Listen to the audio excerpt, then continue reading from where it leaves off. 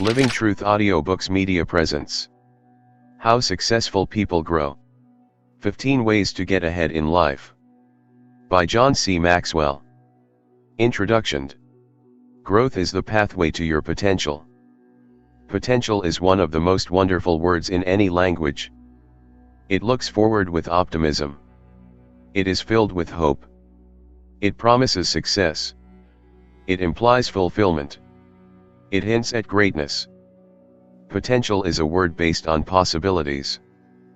Think about your potential as a human being and you get excited, at least, I hope you do. What a positive thought. Do you have personal potential? Absolutely. Your personal potential is what you could be, the person you can become. Since you are reading these words, I believe you also have the desire to reach your potential. So now the question becomes, how do you do it? The answer is growth.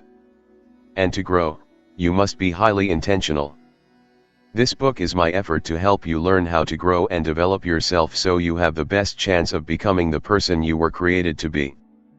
My desire is to help you develop the right attitude, learn more about your strengths, tap into your passion, become more in touch with your purpose, and develop your skills so you can be all you can be. What exactly do I mean when I write about growth?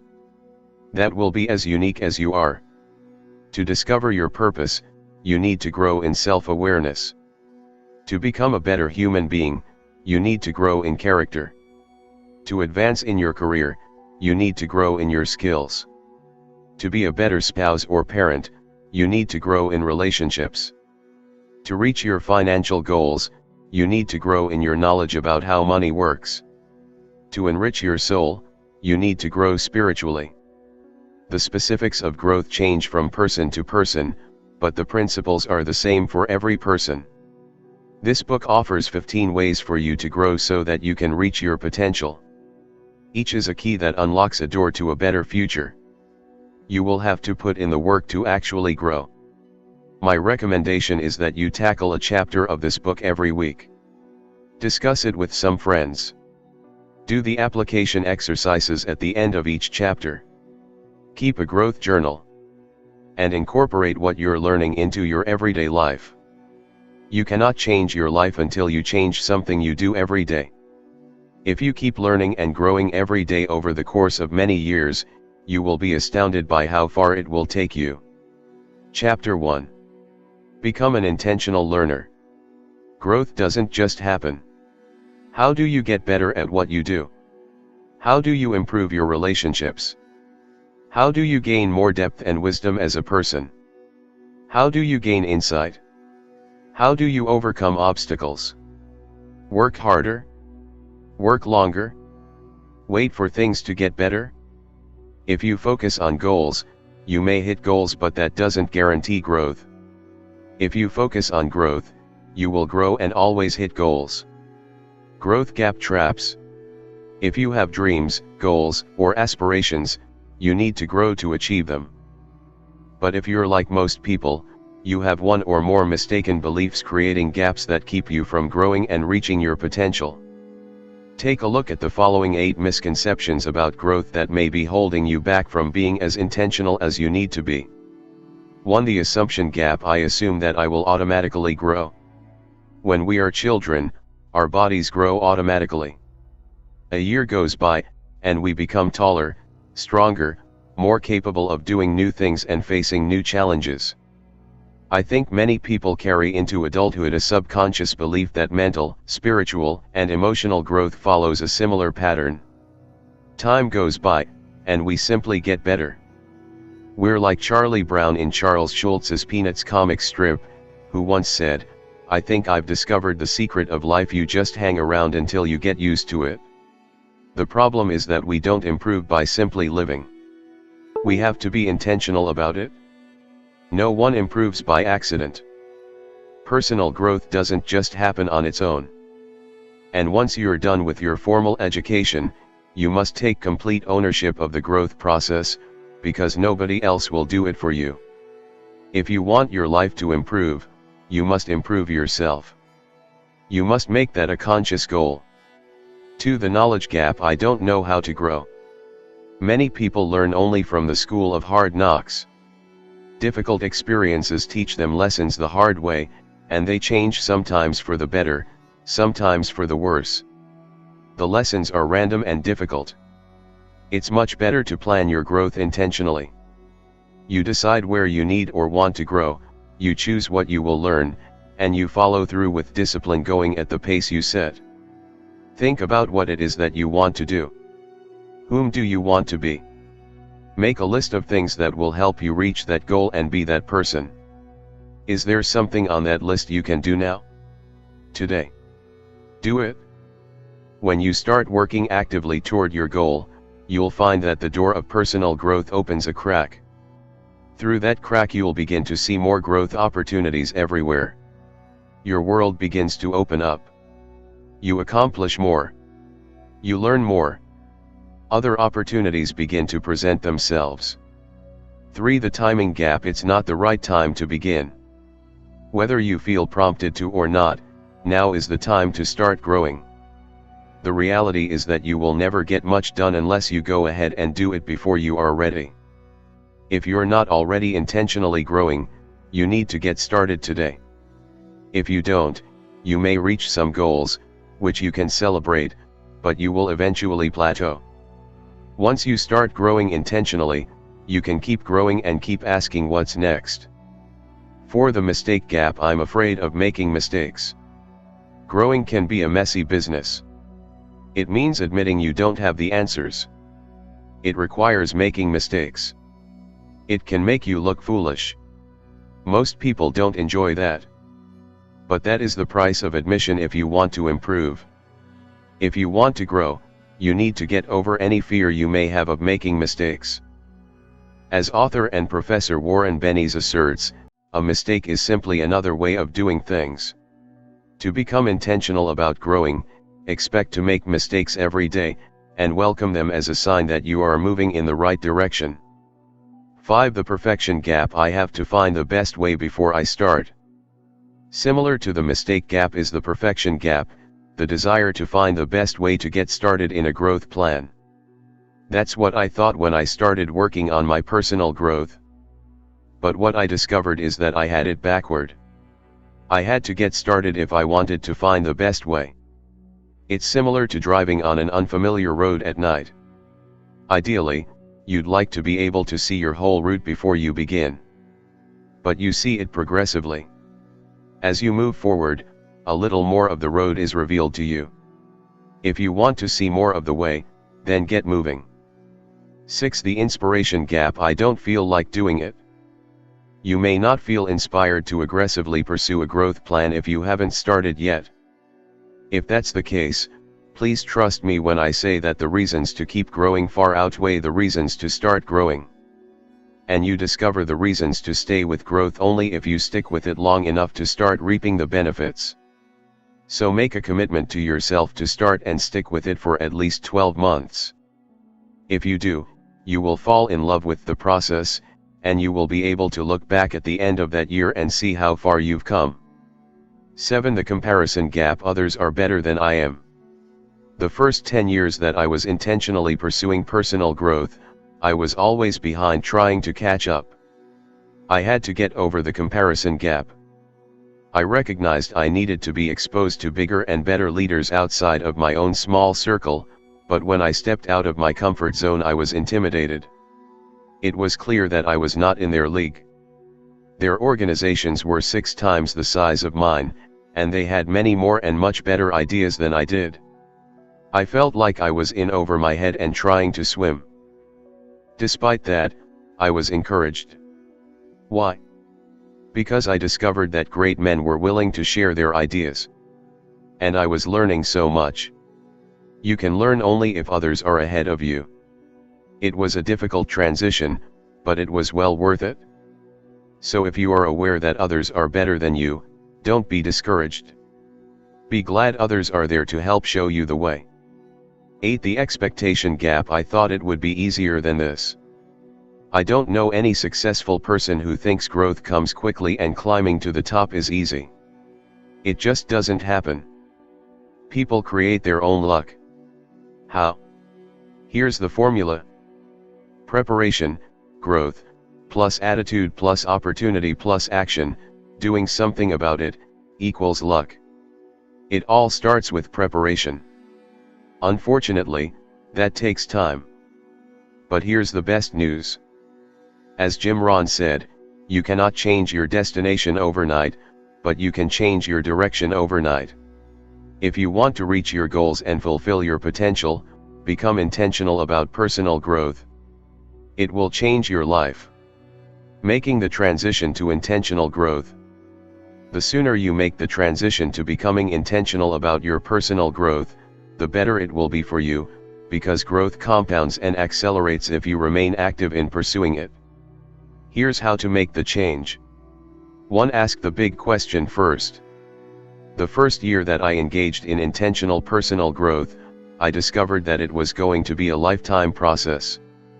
During that year, the question in my mind changed from how long will this take, to how far can I go? That is the question you should be asking yourself right now, not that you will be able to answer it. I started this growth journey 40 years ago, and I still haven't answered it. But it will help you set the direction, if not the distance. Where do you want to go in life? What direction do you want to go?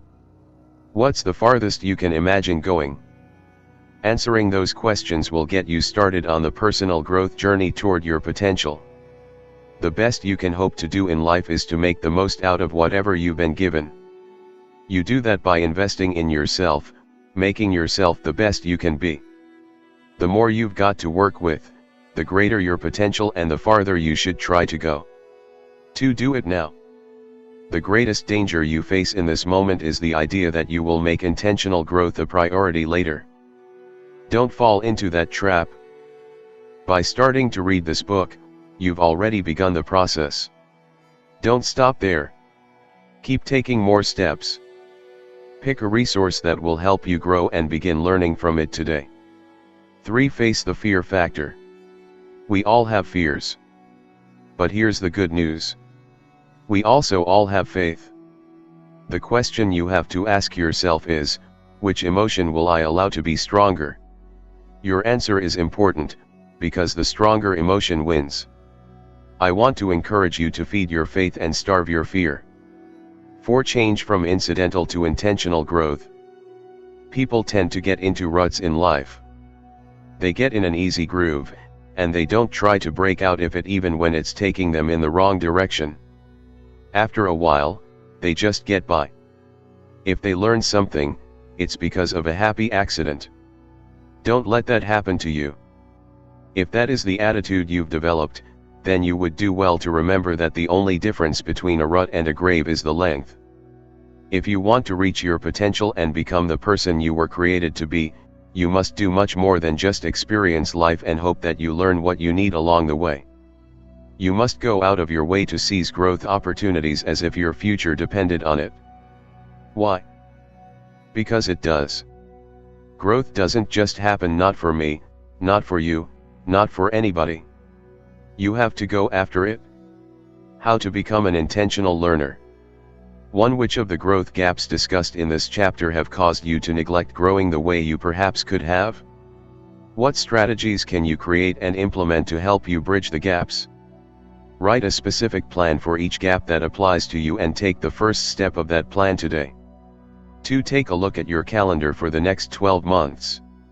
How much time have you specifically scheduled for personal growth? If you're like most people, your answer will be none.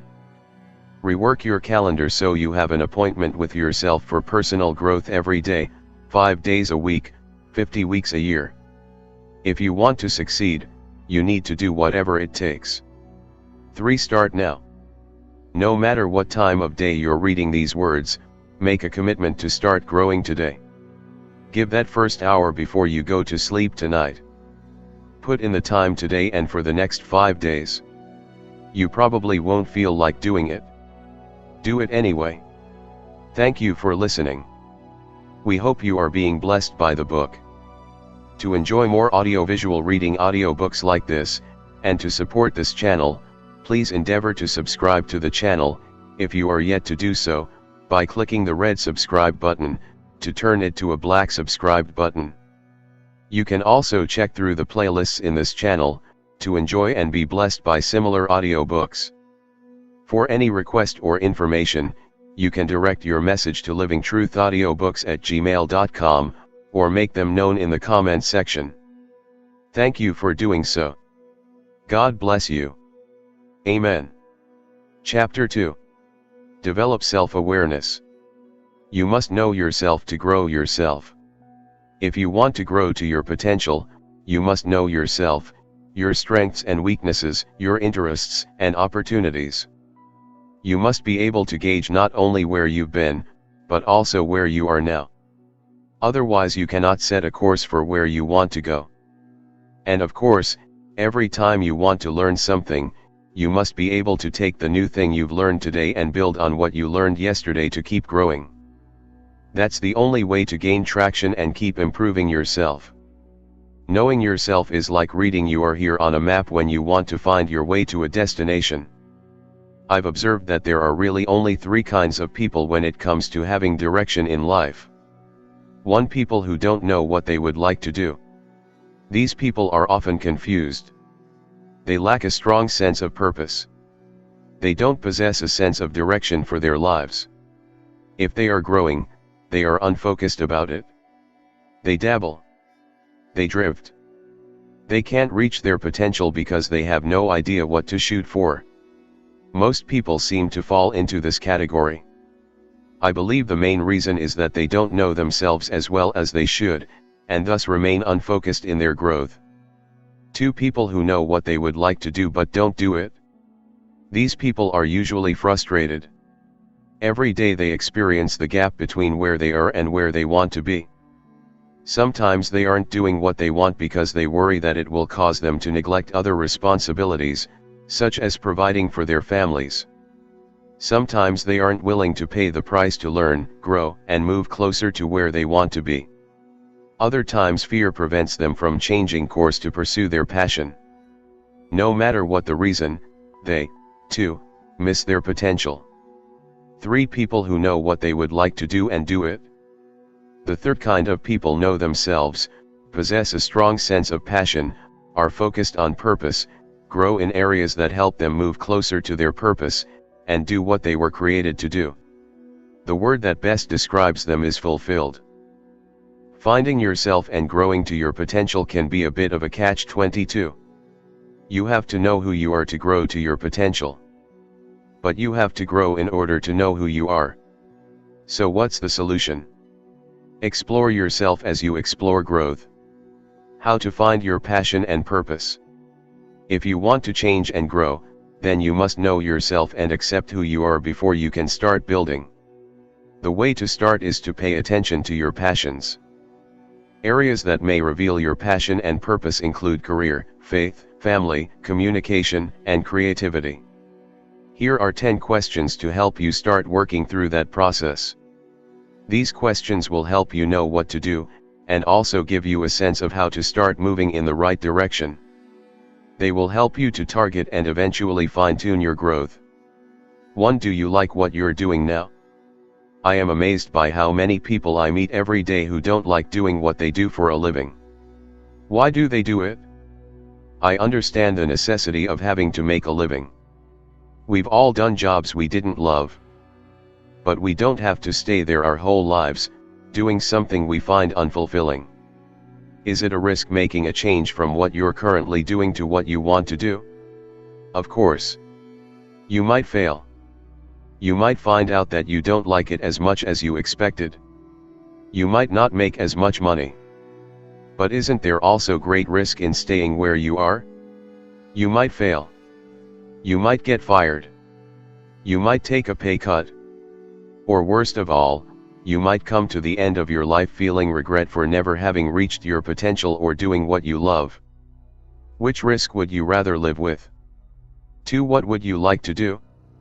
There is definitely a direct connection between finding your passion and reaching your potential. When you tap into your passion, it gives you the ENE factor, energy and excellence. You will never fulfill your destiny doing work you despise.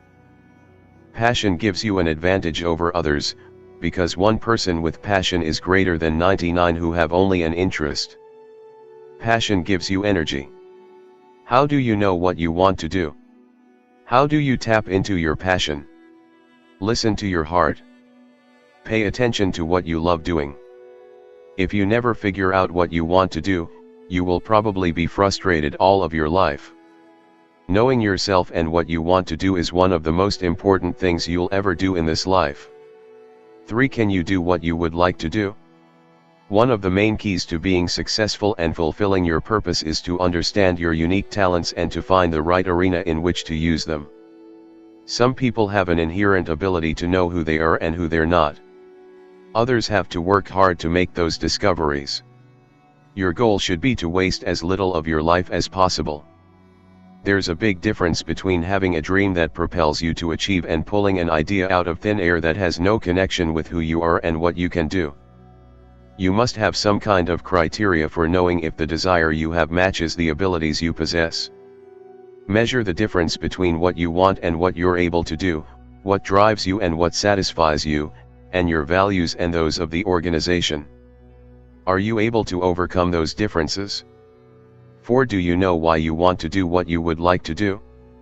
I believe it's very important not only to know what you want to do, but also why you want to do it. I say that because motives matter. When you do things for the right reason, it gives you inner strength when things go wrong. Right motives help you to build positive relationships because they prevent hidden agendas and incline you to put people ahead of your agenda. Doing something for the right reasons also keeps life less cluttered and your path clearer. Not only is your vision clearer, but you also sleep well at night knowing you're on the right track. 5. Do you know what to do so you can do what you want to do? To move from what you're doing now to what you want to do is a process. Do you know what it will take? I believe it begins with awareness. You cannot change direction if you aren't aware that you're not headed where you want to go. Spend some time really thinking about where you're presently headed. If it's not where you want to go, then write out what steps you need to take to go where you desire to go, to do what you want to do. Make them as tangible as possible.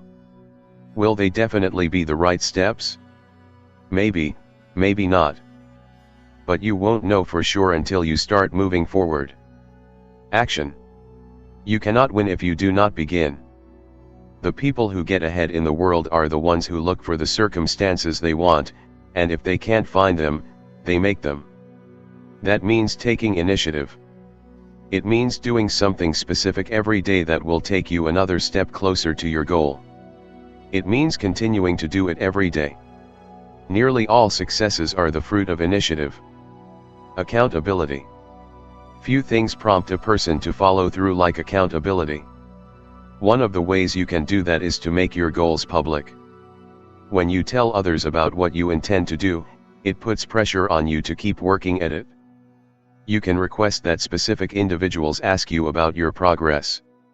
It's similar to having a deadline to keep you moving. You can even write things down as a form of accountability. Attraction.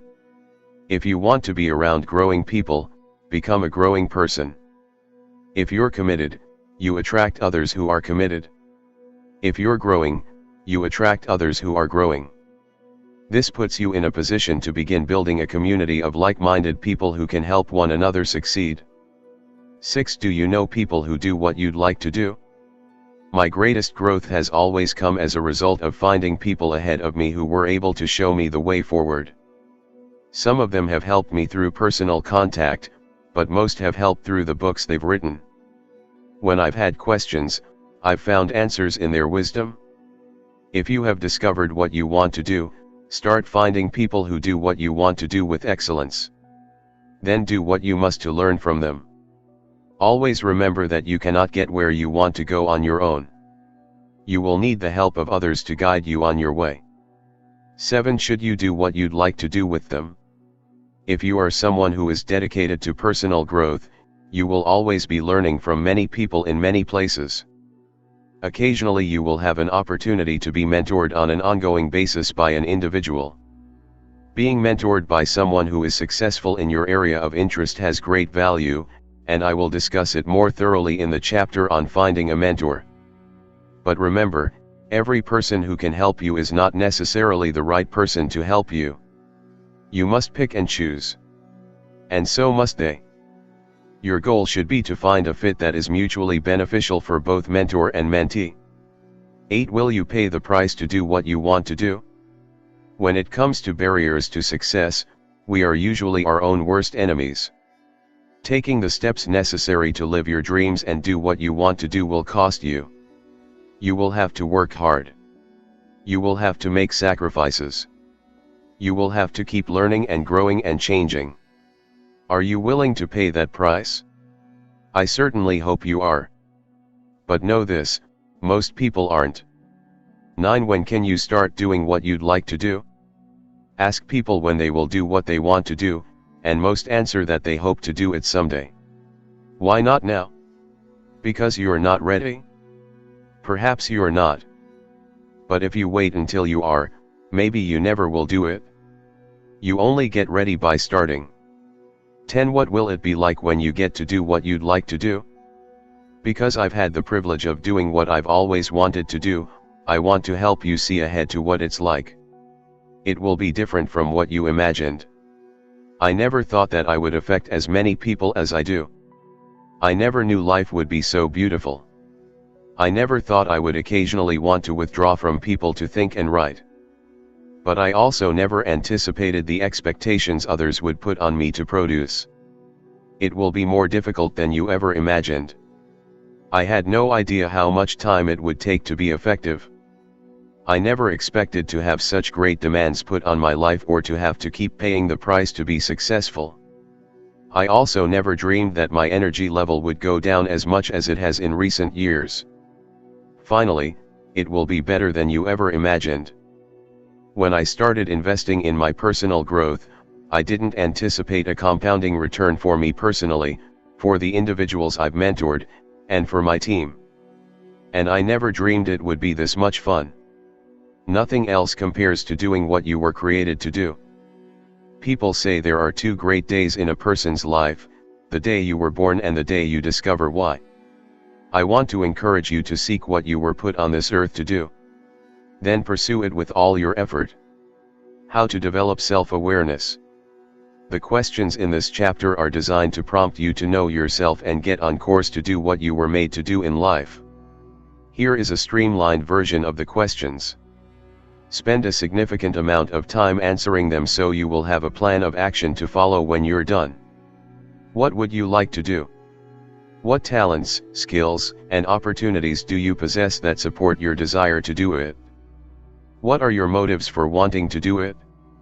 What steps must you take, beginning today, to start doing what you want to do? Awareness. Action. Accountability. Whose advice can you get to help you along the way?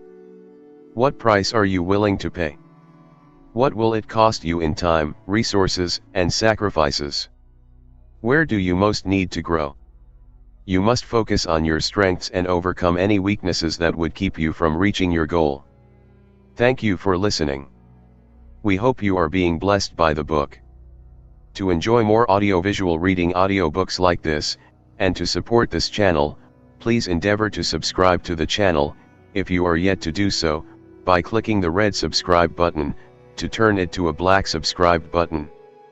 You can also check through the playlists in this channel, to enjoy and be blessed by similar audiobooks. For any request or information, you can direct your message to livingtruthaudiobooks@gmail.com, or make them known in the comment section. Thank you for doing so. God bless you. Amen. Chapter 3. Believe in yourself. You must see value in yourself to add value to yourself. I believe all people have the seeds of success within them. All they need to do is cultivate those seeds, water them, feed them, and they will begin to grow. So why do many people fail to grow and reach their potential? I've concluded that one of the main reasons is low self-esteem. Many people don't believe in themselves. They possess 100 acres of possibilities, yet never cultivate them because they are convinced that they won't be able to learn and grow and blossom into something wonderful. The power of positive self-esteem. If you don't realize that you have genuine value and that you are worth investing in, then you will never put in the time and effort needed to grow to your potential. If you're not sure you agree with that, then consider the following. Self-esteem is the single most significant key to a person's behavior. Often I have heard my friend Zig Ziglar say, it's impossible to consistently behave in a manner inconsistent with how we see ourselves. We can do very few things in a positive way if we feel negative about ourselves. If you believe you are worthless, then you won't add value to yourself. Low self-esteem puts a ceiling on our potential. If your desire is a 10 but your self-esteem is a 5, you'll never perform at the level of a 10. You'll perform as a 5 or lower. People are never able to outperform their self-image. The value we place on ourselves is usually the value others place on us. I'm sorry to say that most people live their lives according to what others believe about them because they accept others' value of them, without question. If the important people in their lives expect them to go nowhere, then that's what they expect for themselves. That's fine if you're surrounded by people who believe in you. But what if you're not? You shouldn't become too concerned about what others might think of you. You should be more concerned about what you think of yourself. If you put a small value on yourself, rest assured the world will not raise the price. If you want to become the person you have the potential to be, you must believe you can. Steps to build your self-image. If self-image is a problem for you, if you don't believe you can succeed, please take to heart the following 10 suggestions. 1. Guard your self-talk. Whether you know it or not, you have a running conversation with yourself all the time. What is the nature of yours? Do you encourage yourself? Or do you criticize yourself? If you are positive, then you help to create a positive self-image. If you're negative, you undermine your self-worth. If we want to change our lives, we have to change the way we think of ourselves. If we want to change the way we think of ourselves, we need to change the way we talk to ourselves. And the older we are, the more responsible we are for how we think, talk, and believe. Don't you have enough problems in life already? Why add to them by discouraging yourself every day with negative self-talk? Become your own encourager, your own cheerleader. Every time you do a good job, don't just let it pass, give yourself a compliment. Every time you choose discipline over indulgence, don't tell yourself that you should have anyway, recognize how much you are helping yourself.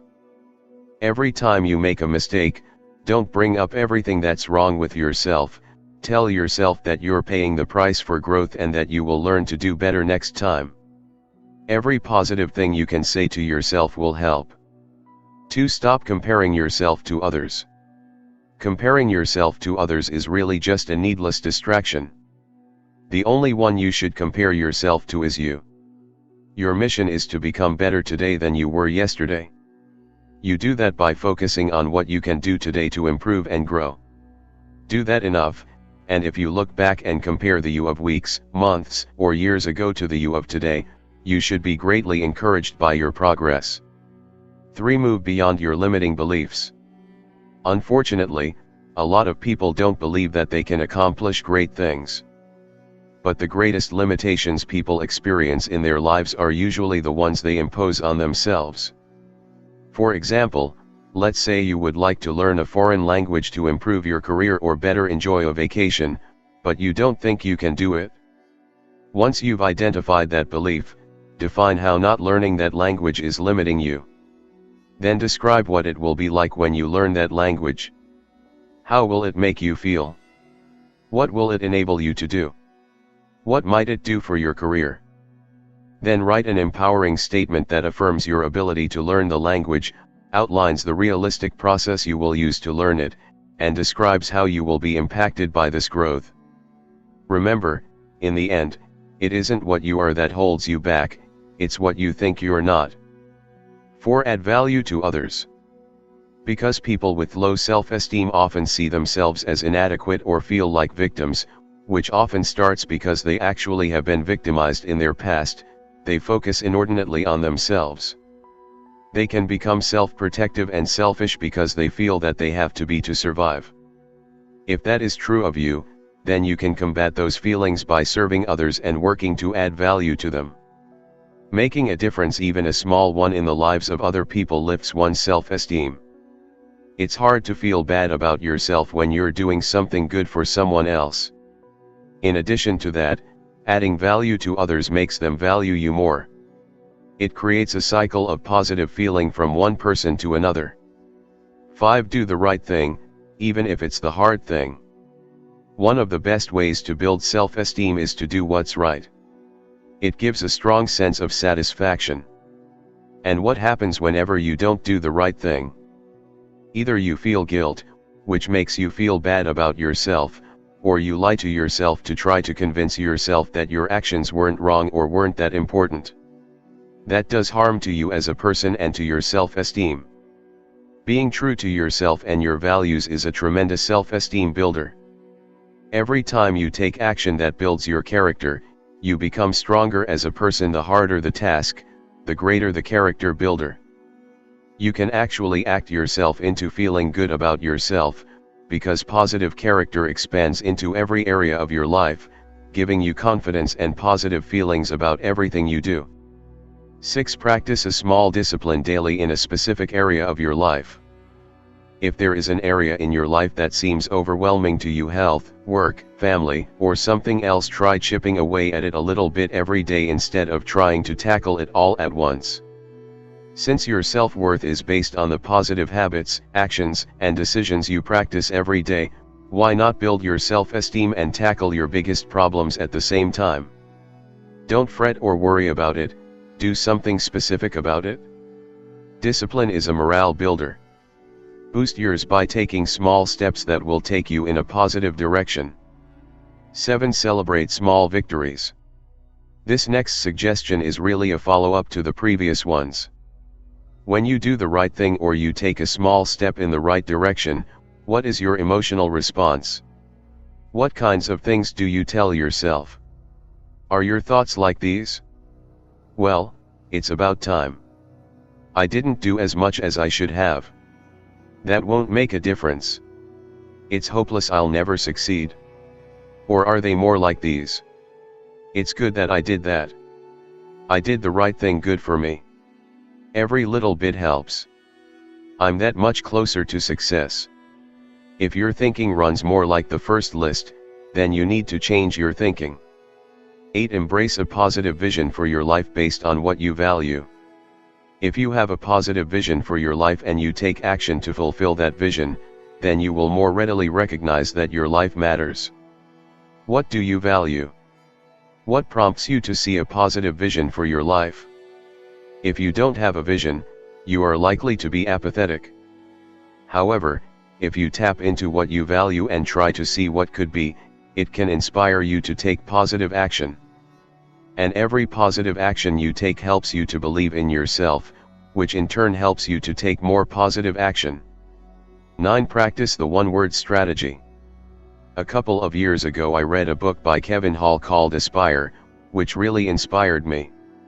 One of my favorite passages in the book communicates something Kevin does to help people grow. The first thing I do when I'm coaching someone who aspires to stretch, grow, and go higher in life is to have that person select the one word that best describes him or her. Once that person does that, it's as if he or she has turned a page in a book and highlighted one word. Instead of seeing 300 different words on the page, the person's attention and intention is focused immediately on that single word, that single gift. What the individual focuses on expands. Why do I like this practice of picking one word? Because it tells you a lot about how you think about yourself. Try it. If you could pick only one word to describe yourself, what would it be? I hope it's positive. If it is, it will help you go in the right direction. If it's not, then you need to change your word. 10. Take responsibility for your life. We tend to get in life what we are willing to tolerate. If we allow others to disrespect us, we get disrespected. If we tolerate abuse, we get abused. If we think it's okay to be overworked and underpaid, guess what will happen? The changes you need to make may not be easy, they might not happen quickly. You might have to dig yourself out of a big hole. But you can do it, and it will be worth all the work you put into it. I wish I could sit down with you, hear your story, and encourage you specifically in your journey. If you've had a difficult time and you don't feel good about yourself, I want to tell you that you do have value. You matter. Your life can change, and you can make a difference no matter what kind of background you have or where you come from. No matter what traumas you've suffered or mistakes you've made, you can learn and grow. You can become the person you have the potential to be. You just need to believe in yourself to get started. And every time you take a step, think a positive thought, make a good choice, practice a small discipline, you're moving one step closer. Just keep moving forward, and keep believing. How to believe in yourself. 1. Make a list of all of your best personal qualities. If you have positive self-esteem, then this will probably be easy for you. If you don't, you may need to spend days or weeks creating the list. Don't stop until you have written 100 positive things about yourself and then spend time every day reading the list to remind yourself of your value. Using the list as a springboard, decide on the one word that best describes you.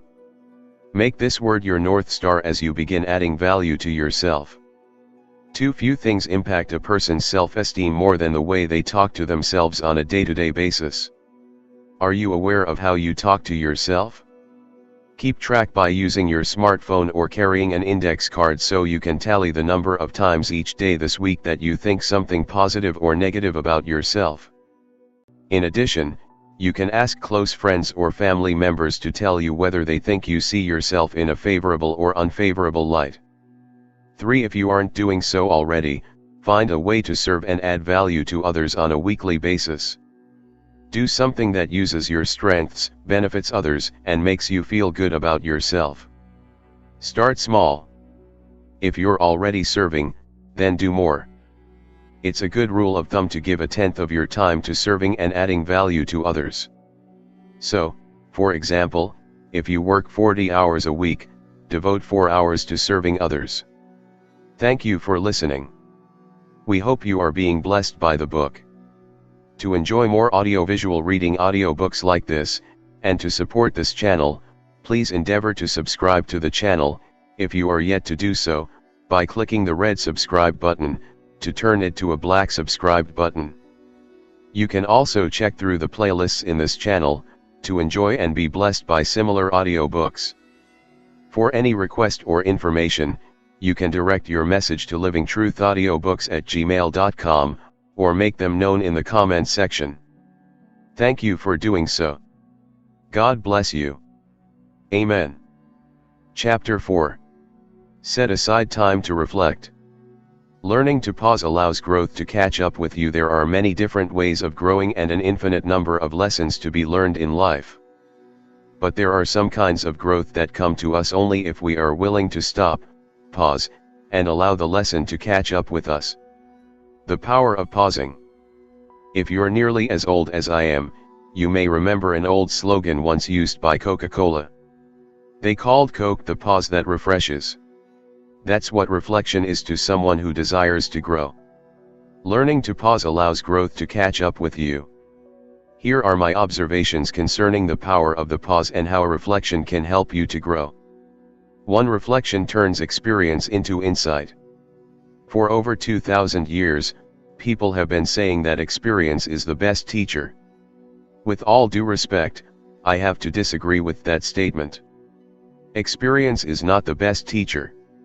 Evaluated experience is.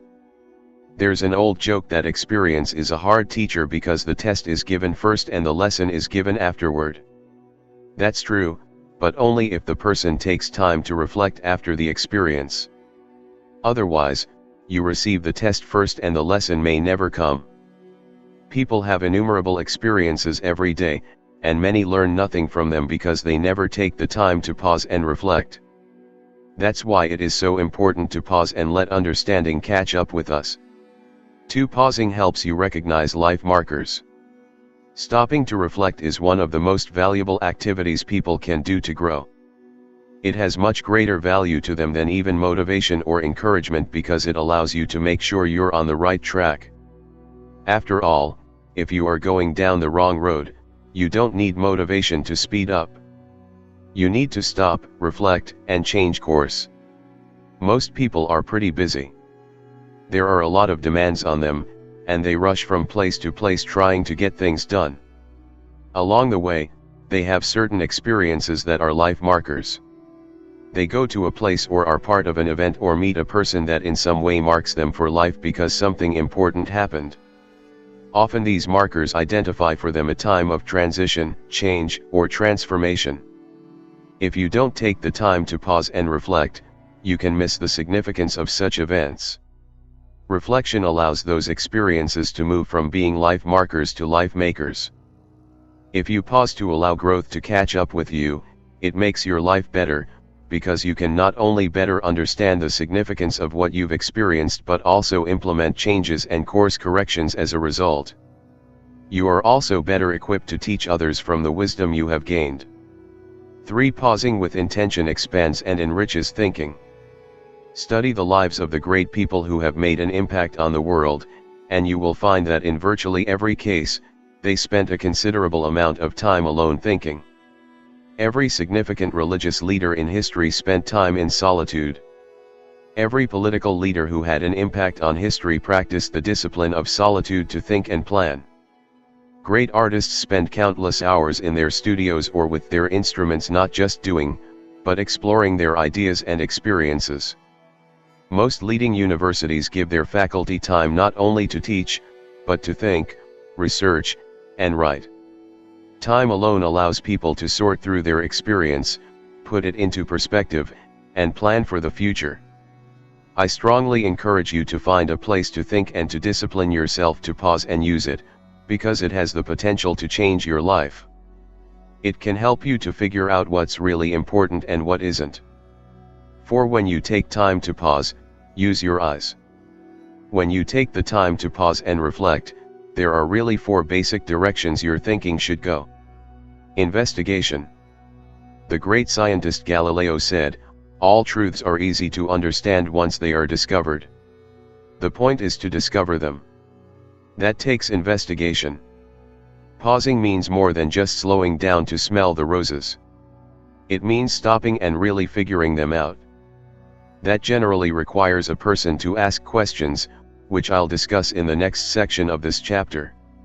The thing to remember is that continual growth from experiences is only possible when we discover insights and truths within them. That comes from investigation. Incubation. Incubation is taking an experience of life and putting it into the slow cooker of your mind to simmer for a while. It is very similar to meditation. It's like the flip side of prayer. When I pray, I talk to God. When I meditate, I listen to Him. Incubation is listening and learning. Illumination.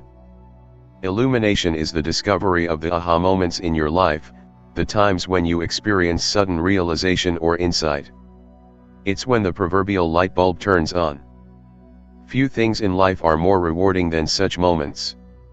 I find that I experience moments of illumination only after I spend time investigating an idea and then allowing it to incubate for a period of time. But such moments are the reward for committing time and effort to pausing and reflecting. Illustration. Most good ideas are like skeletons. They provide good structure, but they need meat on their bones. They lack substance, and until they have it, they aren't that useful. What would a party be without sharing good stories? Boring. What about teaching your kids life's important lessons without giving an example they can understand and relate to? Illustrating is the process of putting flesh on ideas. Good questions are the heart of reflection. I cannot overemphasize the importance of asking good questions when it comes to personal growth. If your questions are focused, they will stimulate creative thinking. Why? Because there is something about a well-worded question that often penetrates to the heart of the matter and triggers new ideas and insights. If your questions are honest, they will lead to solid convictions. If you ask quality questions, they will help you to create a high-quality life. Personal awareness questions. Here is a series of questions to answer to help you develop personal awareness. What is my biggest asset? What is my biggest liability? What was my highest high? What was my lowest low? What is my most worthwhile emotion? What is my least worthwhile emotion? What is my best habit? What is my worst habit? What is most fulfilling to me? What do I prize most highly? You can ask yourself questions in just about any area of life to help you pause, focus, and learn. For example, if you wanted to grow in the area of relationships, you could ask yourself the following questions. Do I value people? Do people know I value them? How do I show it? Am I a plus or a minus in my most important relationships? What evidence do I have to confirm my opinion? What is the love language of the people I love? How can I serve them? Do I need to forgive someone in my life who needs to be given grace? Whom in my life should I take time to thank? Who in my life should be receiving more of my time? What you want to accomplish in life and where you are in the journey will determine what areas you most need to think about today, tailoring the questions to yourself. But the most important thing you must do is write out the questions and write out the answers. Why? Because you will discover that what you think after you write the answer is different from what you thought before you wrote it. Writing helps you to discover what you truly know, think, and believe. Worth the trouble. All of this probably sounds like a lot of steps and a lot of trouble. You're right, it is. That's why most people never do it. But it is worth every bit of effort you put into it.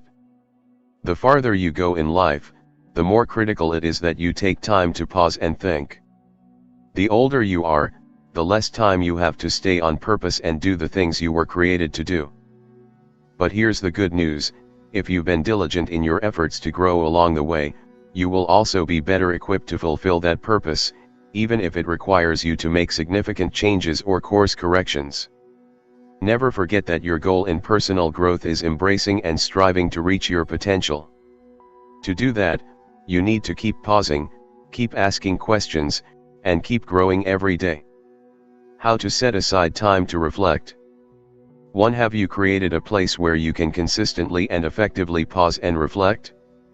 If not, do so immediately. First, figure out what kind of environment will be good for you. Among the places I have chosen over the years are a rock outdoors, a small isolated room where no one would bother me, and a special chair in my office. Figure out what works for you, and stick with it for as long as it's effective. 2. Schedule time to pause and reflect. If you don't, it will always get shuffled off of your to-do list. Ideally, you would spend a short time pausing to reflect at the end of every day, between 10 and 30 minutes, a significant time every week, at least an hour or two, part of a day several times a year, half a day, and an extended time annually, as little as a day and as much as a week. Put these times to pause on your calendar and guard them as you would your most important appointments. 3. Where do you most need to grow right now?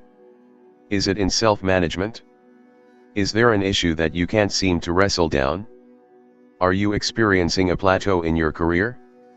Are you failing in the most important relationships in your life? Do you need to examine or re-examine your purpose? Do you need to assess what you should be doing if you are in the second half of your life? Whatever your issue is, create questions around it and spend time writing your answer to those questions during your scheduled times of reflection. Thank you for listening. We hope you are being blessed by the book. To enjoy more audiovisual reading audiobooks like this, and to support this channel, please endeavor to subscribe to the channel, if you are yet to do so, by clicking the red subscribe button, to turn it to a black subscribed button. You can also check through the playlists in this channel, to enjoy and be blessed by similar audiobooks. For any request or information, you can direct your message to livingtruthaudiobooks@gmail.com, or make them known in the comment section. Thank you for doing so. God bless you. Amen. Chapter 5. Embrace discipline daily. Motivation gets you going, discipline keeps you growing. Everyone wants to be encouraged. Everyone enjoys being inspired. But here's the truth: when it comes to personal growth, motivation gets you going, but discipline keeps you growing. It doesn't matter how talented you are. It doesn't matter how many opportunities you receive. If you want to grow, consistency is key. How to grow in consistency? If you want to become more disciplined and consistent in your performance, you need to become more disciplined and consistent in your growth. How can you do that?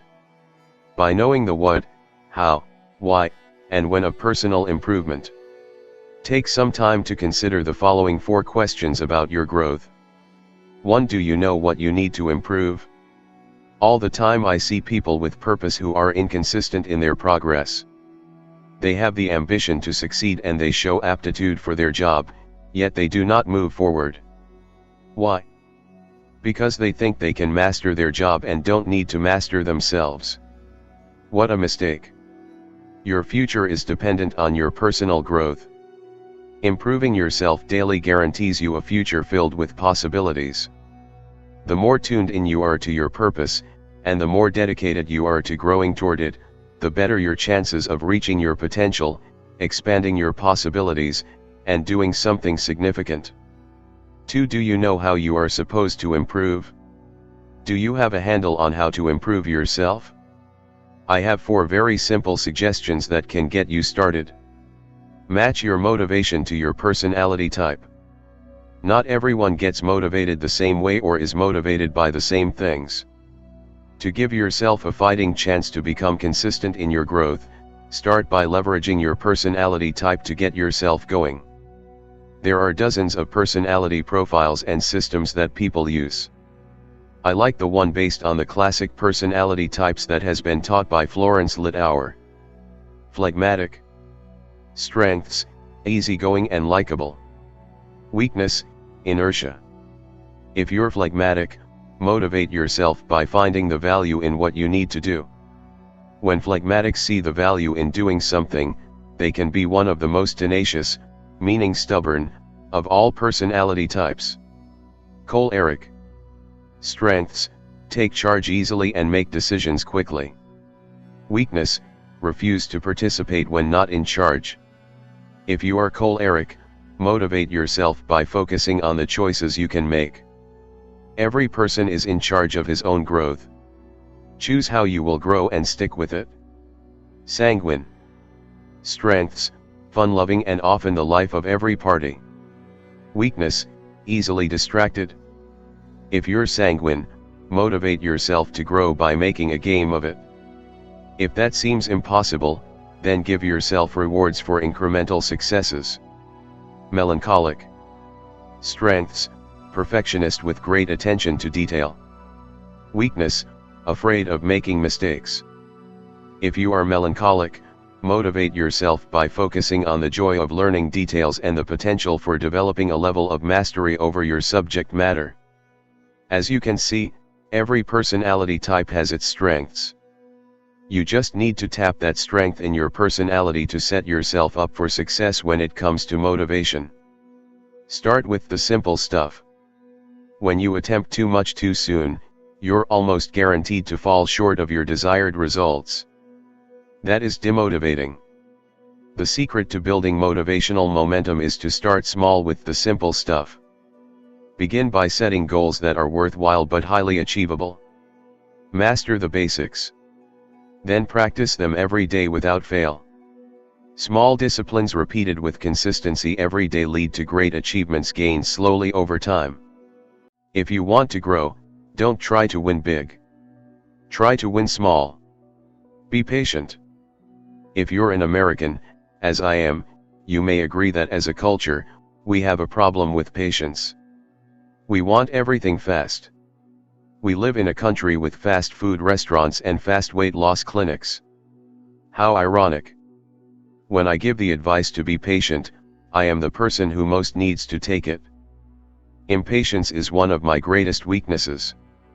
I think it comes from having unrealistic expectations for myself and others.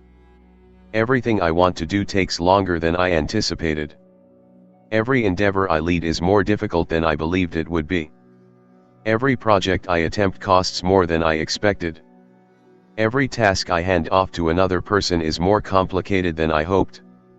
Some days I believe that patience is a minor form of despair disguised as a virtue. Maybe you are similar to me. Most people never realize how close they are to achieving significant things because they give up too soon. Everything worthwhile in life takes dedication and time.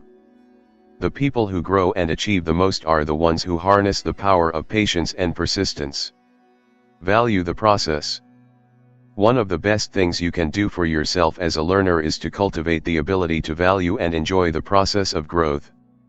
It is going to take a long time, so you might as well enjoy the journey. You can visualize tomorrow using it as motivation to grow, but if you want to actually grow, your focus needs to be on today. If you value today and find a way to enjoy it, you will invest in today. And the small steps you take today will lead to the bigger steps you take someday. 3. Do you know why you want to keep improving? Knowing what to improve and how to improve are critical to consistency in personal growth. But so is knowing why. The how and what will take you only so far. The why is what keeps you motivated long after that first rush of energy and enthusiasm wears off. It can carry you through when willpower isn't enough. Think of it as why power. Having a strong why will help you to keep going when the discipline of learning becomes difficult, discouraging, or tedious. If your growth is connected to your values, dreams, and purpose, you'll know why you're doing it. And you will be more likely to follow through. If you think about it, you can see that discipline and motivation are two sides of the same coin. If you have the motivation you need, discipline is no problem. If you lack motivation, discipline is always a problem. When you make the right choices, however small, and do it consistently over time, it can make a huge difference in your life. If you remember why you're making those choices, it becomes easier. 4. Do you know when you are supposed to improve? The final piece of the puzzle is the question of when. When do you need to improve? First, the obvious answer, right now. Today. You need to get started if you haven't yet. More importantly, you need today to maximize every other day of your life. You will never change your life until you change something you do daily. That means developing great habits. Discipline is the bridge between goals and accomplishments, and that bridge must be crossed every day. Over time, that daily crossing becomes a habit. And ultimately, people do not decide their future, they decide their habits, and their habits decide their future. What are you doing daily that needs to change? What needs doing? Maybe more important, what needs undoing? What are you willing to change doing today in order to change what you will be doing tomorrow? In the end, hard work is really the accumulation of easy things you didn't do when you should have. It's like diet and exercise. Everyone wants to be thin, but no one wants to make the right choices to get there. It's hard work when you've neither eaten right nor exercised day after day. However, if you make small right choices each day, day after day, you see results. Maybe it's time to stop setting goals. Consistency isn't easy. You must figure out what works for you, but I'll be glad to tell you what has worked for me. Instead of being goal conscious, I focus on being growth conscious. Here's the difference. Goal consciousness focuses on a destination, growth consciousness focuses on the journey. Goal consciousness motivates you and others, growth consciousness matures you and others. Goal consciousness is seasonal, growth consciousness is lifelong. Goal consciousness challenges you, growth consciousness changes you. Goal consciousness stops when a goal is reached, growth consciousness keeps you growing beyond the goal. I am such a strong believer in people and in human potential, not only in others but also myself, that I don't ever want to put a lid on it by setting long-term goals that are too small. I did that early in my career, and I realized it would limit me. If you can believe in yourself and the potential that is in you, and then focus on growth instead of goals, there's no telling how far you can grow. You just need to consistently put in the work as you keep believing in yourself. And never forget, motivation gets you going, but discipline keeps you growing. How to embrace daily discipline. 1. Align your methods of motivation with your personality type. Use whatever personality profile you prefer to study your personality type. If you haven't used one before, then find one. Examples include Myers-Briggs Type Indicator, DISC, and Personality Plus. Once you have a good handle on what makes your personality type tick, then develop a daily growth system that is simple and plays to your strengths. 2. It's difficult to remain engaged in anything if you have not found a way to value and appreciate the process. Make a list of everything you like about personal growth. If your list is very short, really work at it. Anything you can find as motivation will help you to develop better growth habits. 3. The more whys you have for pursuing personal growth on a daily basis, the more likely you will be to follow through. Start compiling those whys. Think of immediate benefits as well as long-term ones. Consider reasons related to purpose, vision, and dreams. Think of how it will help you relationally, vocationally, and spiritually. Any reason to grow is a good reason as long as it's your reason. Thank you for listening. We hope you are being blessed by the book. To enjoy more audiovisual reading audiobooks like this, and to support this channel, please endeavor to subscribe to the channel, if you are yet to do so, by clicking the red subscribe button, to turn it to a black subscribe button. You can also check through the playlists in this channel, to enjoy and be blessed by similar audiobooks. For any request or information, you can direct your message to livingtruthaudiobooks@gmail.com, or make them known in the comments section. Thank you for doing so. God bless you. Amen. Chapter 6. Seek out a positive environment. Growth thrives in conducive surroundings. I believe at some point during every person's lifetime, there comes a need to change environments in order to grow. That may seem obvious in the case of someone who grew up in a terrible situation or suffered abuse. But I also believe it's true even for people who grow up in positive, nurturing environments. If we want to grow to reach our potential, we must be in the right environment. That usually requires us to make changes in our life. Change depends on your choices. You've probably seen the phrase growth equals change. It's possible to change without growing, but it's impossible to grow without changing.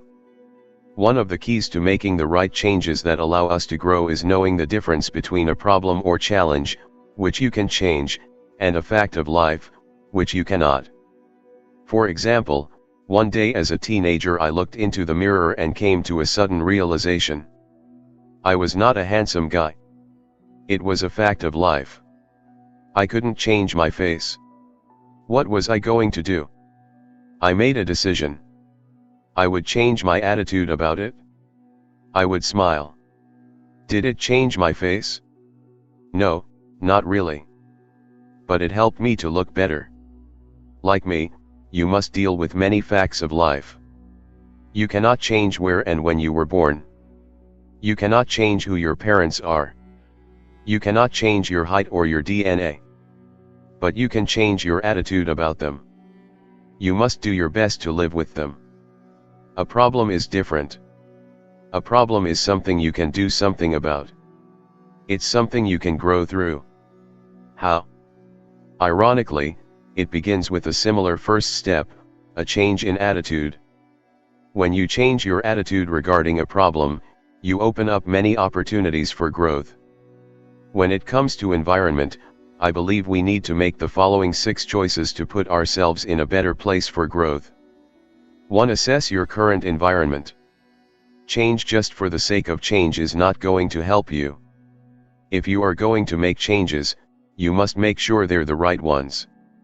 How do you do that? Start by assessing where you are now and why you want to change. One of the ways to judge whether you're growing and in a conducive growth environment is to discern whether you're looking forward to what you're doing or looking back at what you've done. If the future looks dull, routine, or confining, you may need to start looking to make changes. You may be able to intuitively sense if you are not in the kind of environment that is going to promote your growth. However, if you find it difficult to make that judgment about your situation, then you can approach it from another direction. You can ask yourself questions to help you understand who and what nurtures you personally, and then figure out whether or not you're getting those things. Here are the questions I ask: are others ahead of me? Am I continually challenged? Is my focus forward? Is the atmosphere affirming? Am I often out of my comfort zone? Do I wake up excited? Am I confident despite the prospect of failure? Are others growing? Is change welcomed? Is growth modeled and expected? The main idea is to know yourself and to assess whether you're getting what you need in your current environment. If you are, celebrate. If you're not, prepare yourself to make some hard choices. To change yourself and your environment. If you know that you need to make a major change to your environment, then there's something you must keep in mind: you must also determine to change yourself at the same time. Here's why: if you try to change yourself but not your environment, growth will be slow and difficult. Change your environment but not yourself, growth will be slow and less difficult. Change your environment and yourself, growth will be faster and more successful. By putting both together at the same time, you increase and accelerate your chances for success. As you consider changing yourself and your environment, think about the elements that the right kind of growth environment provide. The right soil to grow in: what nourishes me? Growth. The right air to breathe in: what keeps me alive? Purpose. The right climate to live in: what sustains me?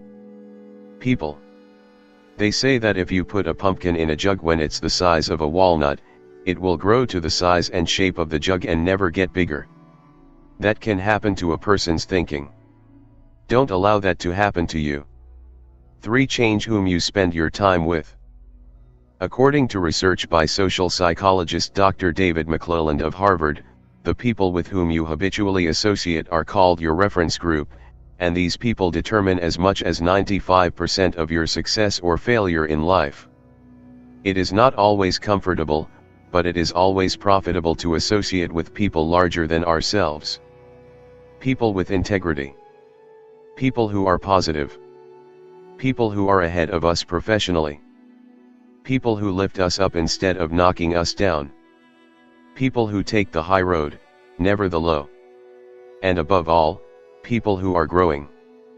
I highly recommend that you also find an accountability partner to take the growth journey with you. That person will help you to stick with your right decisions and help you avoid making wrong ones.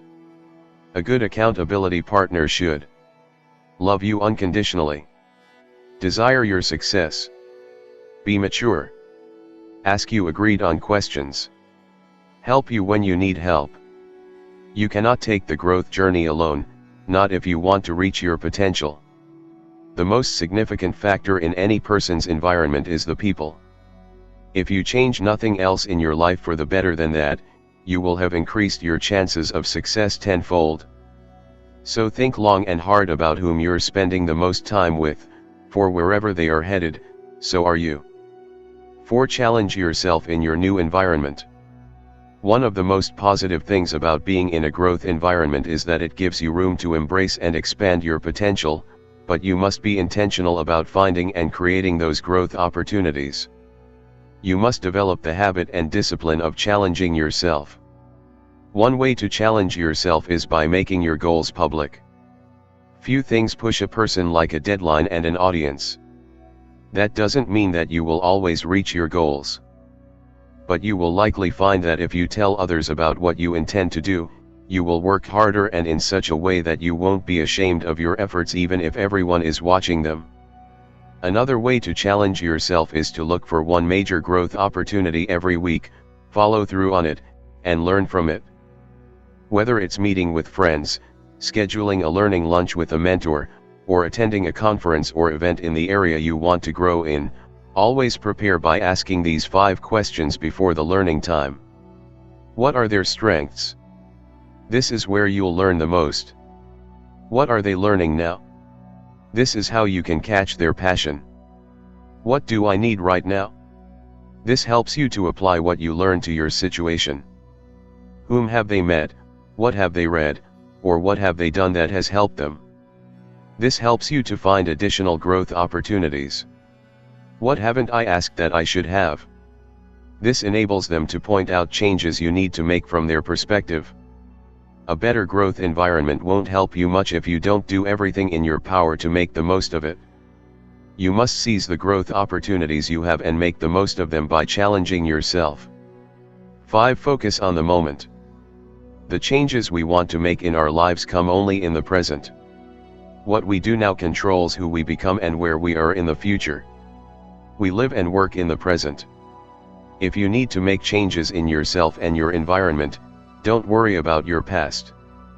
Mother Teresa observed, "Yesterday is gone. Tomorrow has not yet come. We have only today." Let us begin. If you need to make changes in yourself and your environment, don't dwell on your past. You can't change it. Don't worry about your future. You can't control it. Focus on the current moment and what you can do now. 6. Move forward despite criticism. Growth always comes from taking action, and taking action almost always brings criticism. Move forward anyway. To reach your potential, you must do not only what others believe you cannot do, but what even you believe you cannot do. Most people underestimate themselves. They shoot for what they know they can reach. Instead, they should reach for what's beyond their grasp. If you don't try to create the future you want, you must endure the future you get. As you take action to change yourself and your environment, you will almost certainly be criticized for it. Poet Ralph Waldo Emerson observed, "Whatever course you decide upon, there is always someone to tell you that you are wrong." There are always difficulties arising which tempt you to believe that your critics are right. To map out a plan of action and follow it to the end requires some of the same courage which a soldier needs. Peace has its victories, but it takes brave men to win them. Before making a major change, seek wise counsel if you can, but make your own decisions. You are ultimately accountable for the choices you make in your life. How to seek out a positive environment. 1. Assess your current environment when it comes to growth by answering true or false to each of the following 10 statements. Others are ahead of me learning. I am continually challenged. My focus is forward. The atmosphere is affirming. I am often out of my comfort zone. I wake up excited. Failure is not my enemy. Others are growing. People desire change. Growth is modeled and expected. If you answer false to more than 5 of the statements, your current environment may be hampering your growth. You will need to determine whether you need to change or improve your environment in order to reach your potential. 2. Assess your personal growth needs in the 3 main areas mentioned in the chapter. The right soil to grow in. What nourishes me? Growth. Use the following list to assess what nurtures you. Music. What songs lift me? Thoughts. What ideas speak to me? Experiences. What experiences rejuvenate me? Friends. What people encourage me? Recreation. What activities revive me? Soul. What spiritual exercises strengthen me? Hopes. What dreams inspire me? Home. What family members care for me? Giftedness. What blessings activate me? Memories. What recollections make me smile? Books. What have I read that changed me? The right air to breathe in. What keeps me alive? Purpose. Review your answers to the questions at the end of Chapter 3 and Chapter 5. Use them to develop a purpose statement for your life. Don't expect it to be perfect or permanent. It will probably continue to grow and change as you do, but it will give you a stronger sense of direction now. The right climate to live in. What sustains me? People.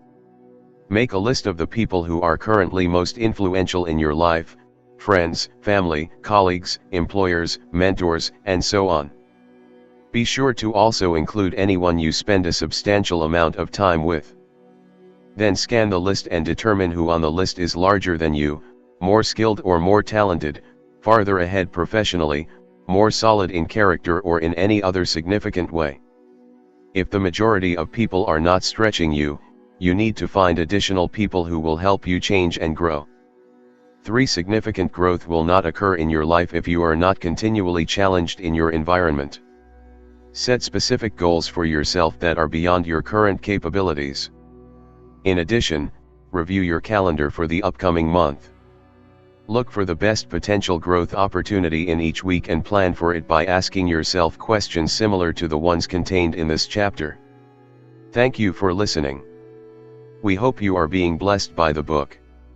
To enjoy more audiovisual reading audiobooks like this, and to support this channel, please endeavor to subscribe to the channel, if you are yet to do so, by clicking the red subscribe button, to turn it to a black subscribe button. You can also check through the playlists in this channel, to enjoy and be blessed by similar audiobooks. For any request or information, you can direct your message to livingtruthaudiobooks@gmail.com, or make them known in the comment section. Thank you for doing so. God bless you. Amen. Chapter 7. Become highly strategic. To maximize growth, develop strategies. Most people allow their lives to simply happen to them. They float along. They wait. They react. And by the time a large portion of their life is behind them, they realize they should have been more proactive and strategic. I hope that hasn't been true for you. If it has, then I want to encourage you to develop a stronger sense of urgency and a pro-strategic mindset. As you plan and develop strategies for your life and growth, I want to share with you some of the things I've learned that have helped me in the process. 1. Life is very simple, but keeping it that way is very difficult. Despite what others might say, I believe life is pretty simple.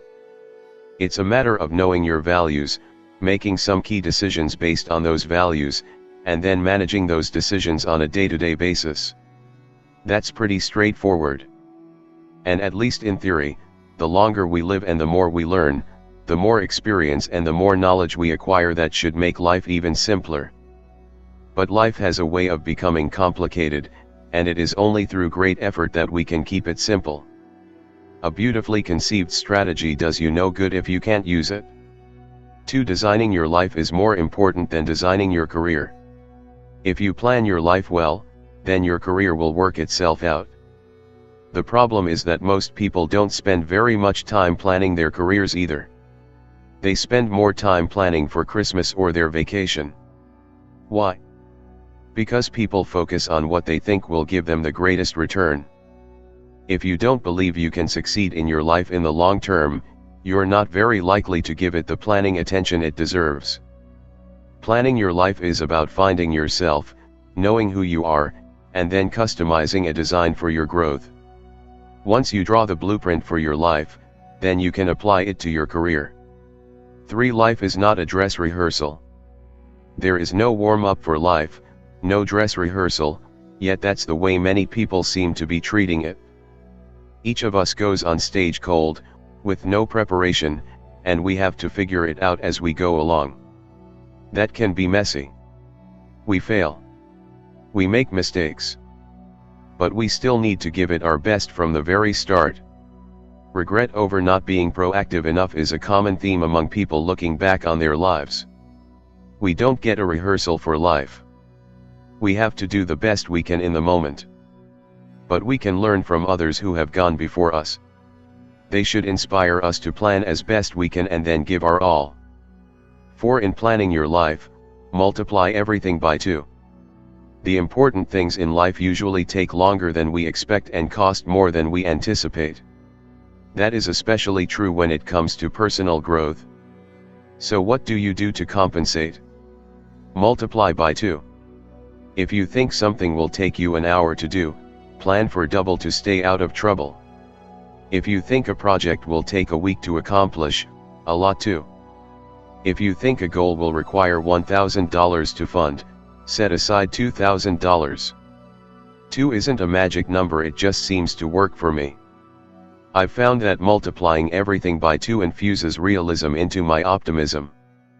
I think all people naturally desire for things to come to them quickly and easily, including personal growth.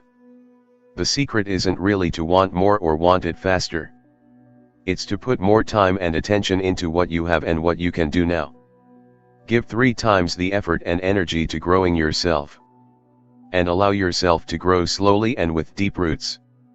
Remember that a squash vine or tomato plant grows in a matter of weeks, produces for several days or weeks, and then dies when the first frost comes. In comparison, a tree grows slowly over years, decades, or even centuries. It produces fruit for decades, and if healthy, it stands up to frost, storms, and drought. As you develop strategies for growth, give yourself the time and resources you need. Whatever amounts seem reasonable to you, multiply them by 2. That practice will help to keep you from becoming discouraged and giving up too soon. To develop strategies, depend on systems. Most accomplishments in life come more easily if you approach them strategically. Rarely does a haphazard approach to anything succeed. And even the few times a non-strategic approach to achievement comes to fruition, it's not repeatable. So how do you accomplish something strategically on a consistent basis? By creating and using systems. What is a system? It's a process for predictably achieving a goal based on specific, orderly, repeatable principles and practices. Systems leverage your time, money, and abilities. They are great tools for personal growth.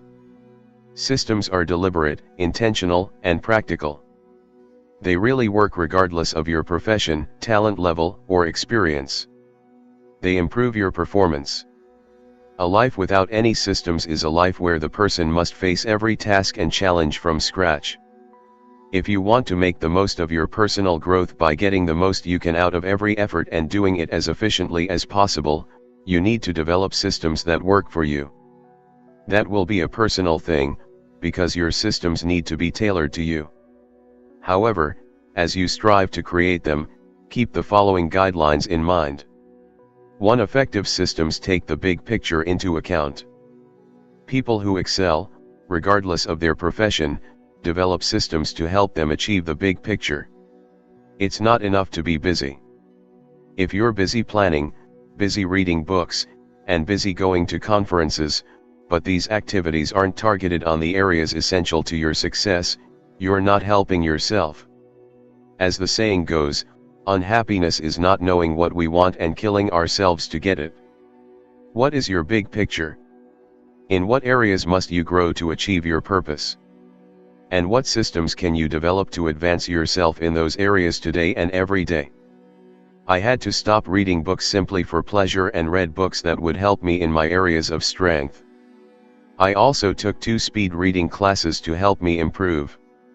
What must you do? 2 effective systems make use of priorities. A system is of limited help to you if it doesn't take into account your priorities. Brian Tracy says, perhaps the very best question you can memorize and repeat over and over is, what is the most valuable use of my time right now? Your answer to that question should shape any system you create for yourself. You should also ask yourself, when is my most valuable time, because you'll want to always make the most of it. What systems do you need to put into place to help you maintain your priorities? And what people do you need to give responsibility and power to so they can help you? 3 effective systems include measurement. Any kind of progress requires the ability to measure, and for that reason, your systems must include a way to measure your results. Think about it. Where would business people be if they had no way of measuring their profits? Where would sales and marketing people be if they had no idea how many leads turned into sales or how many people responded to advertising? Where would sports teams be if they never knew the score of the game? Measurement is key to improvement. In fact, measurement itself can even create improvement. Researchers who conducted experiments in productivity at the Hawthorne Works plant outside Chicago in the 1930s discovered that when people knew their work was being measured, their productivity increased. Researchers called that the Hawthorne effect. Measurement enables you to set goals, evaluate progress, judge results, and diagnose problems. If you want to stimulate your growth progress and evaluate the results, build measurement into your systems. 4 effective systems include application. It's not enough just to plan, though planning is important. Both plan and action must go together. The plan creates the track. The action provides the traction. So anytime you have a goal but you think you won't be able to reach it, don't adjust the goal. Adjust the action steps. People who develop systems that include action steps are almost always more successful than people who don't. Even less talented people with fewer resources accomplish more if they have developed the habit of taking action. That's one of the reasons I've developed the habit of asking myself 3 questions every time I learn something new. Where can I use this? When can I use this? Who needs to know this? This has become a discipline in my life, so I always have a bias toward action when I learn something new. 5 effective systems employ organization. Time has a way of getting away from most people, yet time is what life is made of. Everything we do requires time, yet many people take it for granted. How you spend your time is more important than how you spend your money. Money mistakes can be corrected. But once time has passed, it's gone forever. Being organized gives a sense of power. When you know your purpose and priorities and you have ordered your day, week, or year according to them, you have a clarity of thought that strengthens everything you do. You develop an efficiency that helps you to follow through on everything you do. There are few things like it. Make sure your systems make you as organized as you can possibly be. 6 effective systems promote consistency. If you want to succeed in the long run, you must learn to be consistent day in and day out, week in and week out, year in and year out. You will never change your life until you change something you do daily. The secret of your success is found in your daily routine. So any system you develop needs to promote consistency, and you must follow it consistently. What does it take to develop consistency? A system and the discipline to follow through. Most efforts at consistency are not so exciting.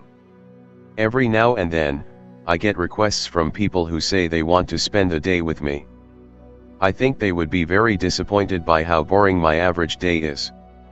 I'm up early and spend hours at my desk. In the afternoon I exercise and take care of people-related responsibilities. And I usually go to bed by 10 o'clock. It's not exciting, but it is consistent. And it's a system that works for me. As you seek to develop strategies to maximize your growth, you should also seek out principles that have stood the test of time. Don't try to simply adopt someone else's practices as your own. Customize them to yourself. Use them to build your strengths and reach your goals. And remember that, as Jim Rohn said, if you go to work on your goals will go to work on you. If you go to work on your plan will go to work on you. Whatever good things we build end up building us. That's why you need to become highly strategic. How to become highly strategic? 1. Take some time to assess which areas in your life receive the most of your strategic planning time. Here is a list of areas to get you thinking. Add others that apply to you. Career, faith, family, health, hobby, marriage, personal growth, vacation. Have you been strategic in your approach to designing strategies and systems for your life? If not, why not? If so, where have you placed the most emphasis? Does your past behavior line up with what you say your priorities are? How would you like them to be? 2. Begin developing, or refining, systems for yourself that will maximize your time and increase your efficiency. Brainstorm a list of areas where you desire to improve, are experiencing a problem, or sensing an opportunity. Try to create a system to help you for each. As you design them, make sure that each takes into account the following. The big picture: will the system help you reach your big picture goals? Your priorities: is the system consistent with your values and commitments? Measurement: does the system give you a tangible way to judge whether you've succeeded? Application: does the system have a built-in bias toward action? Organization: does the system make better use of your time than what you're doing now? Consistency: can and will you easily repeat the system on a regular basis? Don't be reluctant to make adjustments to systems you develop, or even to abandon them if they don't serve you well.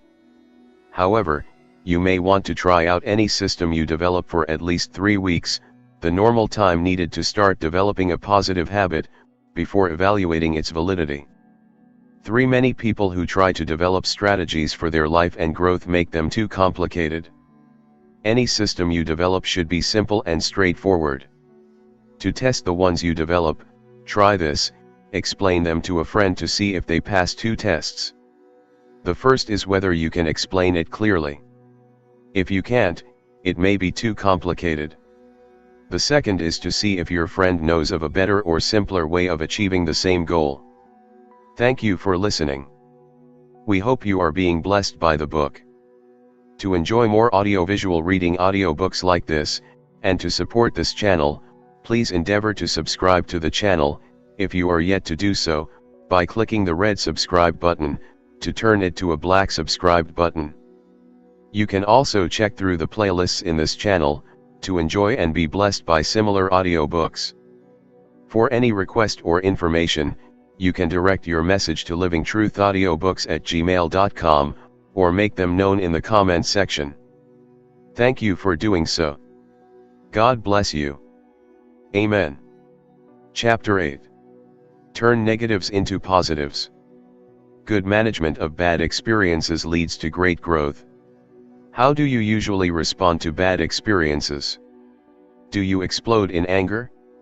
Do you shrink into yourself emotionally? Do you detach yourself from the experience as much as possible? Do you ignore it? Each time we encounter a painful experience, we get to know ourselves a little better. Pain can stop us dead in our tracks. Or it can cause us to make decisions we would like to put off, deal with issues we would rather not face, and make changes that make us feel uncomfortable. Pain prompts us to face who we are and where we are. What we do with that experience defines who we become. What I know about bad experiences. What separates people who thrive from those who merely survive? I believe it's how they face their problems. I've never known anyone who said, "I love problems," but I've known many who have admitted that their greatest gains came in the middle of their pain. Here's what I know about bad experiences. 1. Everyone has them. Life is filled with ups and downs. The problem is that what most of us want is UPS and UPS. That's not possible. I think it's pretty obvious that nobody gets to escape bad experiences. Perhaps that's one of the reasons my speech "How to Do Good When Things Are So Bad" has been so popular. As the saying goes, some days you're the pigeon, some days you're the statue. We can do everything in our power to avoid negative experiences, but they have a way of finding us. No matter who you are, where you live, what you do, or what your background is, you will have to deal with bad experiences. You have to have realistic expectations when it comes to pain and problems. You can't avoid them. 2. No one likes them. You don't like it when you're in the middle of a bad experience. Neither do I. No one expects us to like such things. They're just painful. But if we can manage the experience well, then we can actually find a way to enjoy talking about it afterward. It can become a great war story. 3. Few people make bad experiences positive experiences. Life's difficulties do not allow us to stay the same. They move us. The question is, in which direction will we be moved, forward or backward?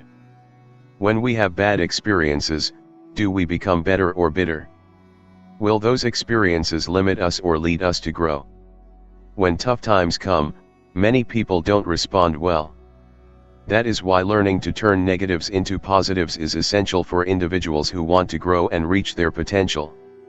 Most successful people will point to the hard times in their lives as key points in their journey of development. If you are dedicated to growth, then you must become committed to managing your bad experience as well. My pain file. Everyone has a pain file. You've got yours, I've got mine.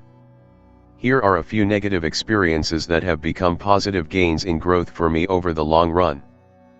The pain of inexperience. I expected instant success early in my career but stumbled often because of my immaturity. I had to learn patience and earn respect and influence from others. The pain of incompetence. I did a lot of counseling early in my career and was terrible at it. That forced me to re-evaluate my gifting. Only when I started equipping people did I find my strength zone. The pain of disappointment. Margaret and I were scheduled to adopt a son but then lost him. We were devastated. 6 months later we adopted our son, Joel, who is a great joy in our lives. The pain of conflict. One church I led experienced a split in the congregation, and some people left the church. That experience made me dig deeper as a leader. The pain of change. Early in my career I changed organizations. That meant I had to start over. Though difficult, it afforded me many opportunities. The pain of bad health. My heart attack at age 51 was excruciating. It was also an eye-opener. I immediately changed my eating habits and bought into the practice of daily exercise. The pain of hard decisions. Wanting everyone to be happy and making tough decisions were incompatible tasks. I learned that good leadership is disappointing people at a rate they can stand. The pain of financial loss. A bad investment decision cost us greatly. It wasn't fun selling my assets to cover it. It helped me to be more careful in risk-taking. The pain of relationship losses. Striving to reach my potential has separated me from friends who had no desire to grow. As I developed new friendships, I learned to build relationships with growing people who wanted to take the journey with me. The pain of not being number one in one job. I followed a wonderful founding pastor who was greatly loved as a leader. I was never as loved or respected by some people as much as he was. That taught me humility. The pain of traveling. My career has kept me on the road. It taught me to value my family and motivated me to make the most of our time together. The pain of responsibility. Leading organizations and having many people depend on me has required me to think of others' well-being, continually create new content, keep my calendar full, and constantly meet demanding deadlines. This has been very tiring. But it also has taught me a lot about priorities and self-discipline. What have all these painful experiences taught me? To let my discomfort be a catalyst for my development. Growth is the best possible outcome for any negative experience. How to turn your pain into gain. If you want your bad experiences to keep you not only from doing the same silly things but to also lead to significant growth, I suggest that you embrace the following 5 actions. 1. Choose a positive life stance. Life stance is a term used to describe people's overall frame of reference, the set of attitudes, assumptions, and expectations people hold about themselves, other people, and the world in general. It comprises, for instance, people's attitudes toward money, assumptions about their health, and expectations for their children's future. The product of any person's life stance is their overall way of looking at things, whether they tend to be optimistic or pessimistic, cheerful or gloomy, trusting or suspicious, friendly or reserved, brave or timid, generous or stingy, giving or selfish. If you can maintain a positive life stance, you put yourself in the best position to manage bad experiences and turn them into positive growth. Family therapy pioneer and author Virginia Satir observed, "Life is not the way it's supposed to be. It's the way it is. The way you cope with it is what makes the difference. You cannot control much of what happens to you in life. However, you can control your attitude. And you can choose to rise above your circumstances and refuse to allow negative experiences to undermine who you are and what you believe." I have come to adopt a positive life stance because I believe it gives me the best chance to succeed while putting me in the best position to help others succeed. To a large degree in life, you get what you expect, not always, but most of the time. So why would I want to expect the worst? 2. Embrace and develop your creativity. The people who make the most of bad experiences are the ones who find creative ways to meet them. They see possibilities within their problems. I believe that creativity begins at the end of your comfort zone. When you feel the pain of bad experiences, creativity gives you the opportunity to turn that pain into gain. The secret to doing that is to use the energy that comes from either adrenaline or anger and use it to solve problems and learn lessons. When you have a bad experience, instead of letting it discourage you or make you angry, try to find a way to let it prompt your creativity. 3. Embrace the value of bad experiences. It's always easier to see something positive in a negative experience long after it happens. It's difficult to meet the negative experience in the moment with a positive mindset. However, if you can do that, you will always be able to learn something from it. Where there is no struggle, there is no progress. Facing difficulties is inevitable. Learning from them is optional. Whether you learn is based on if you understand that difficulties present opportunities to learn and treat them accordingly. 4. Make good changes after learning from bad experiences. The ability to turn negatives into positives gives us an opportunity to turn our lives around. A bend in the road is not the end of the road unless you fail to make the turn. Most people don't think their way to positive change, they feel their way. When bad experiences create strong feelings in us, we either face the feelings and try to change or we try to escape. It's the old fight or flight instinct. We need to train ourselves to fight for positive changes.